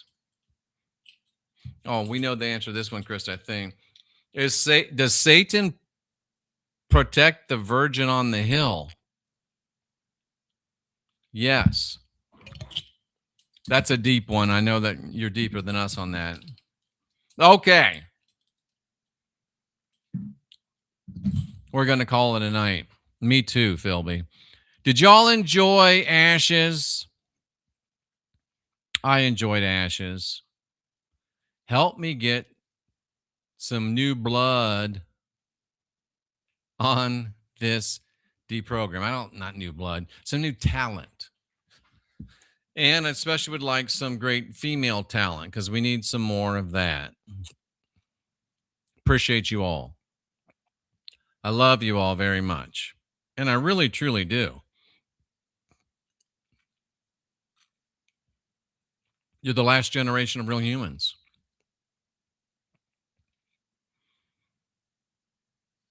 And you have a choice to make.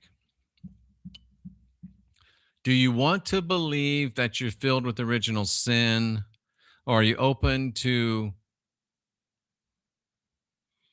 considering the possibility that you really have the spark of divinity within? Are you ready to live your life on bended knee as somebody else's savior? Or are you willing to consider that you might be divine, sovereign, and free?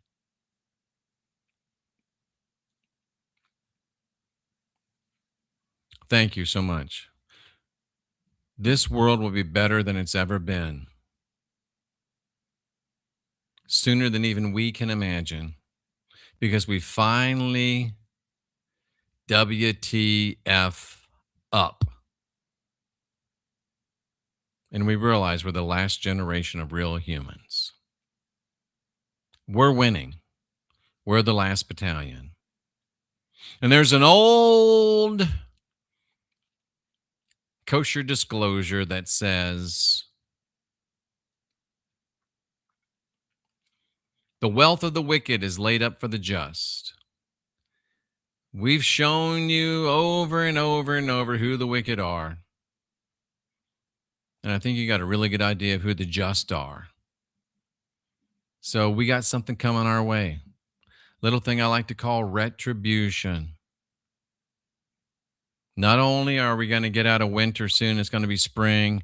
Not only are we going to rebuild the great golden new age, we're going to do it really, really soon. And we're going to get some payback. It goes a little like this.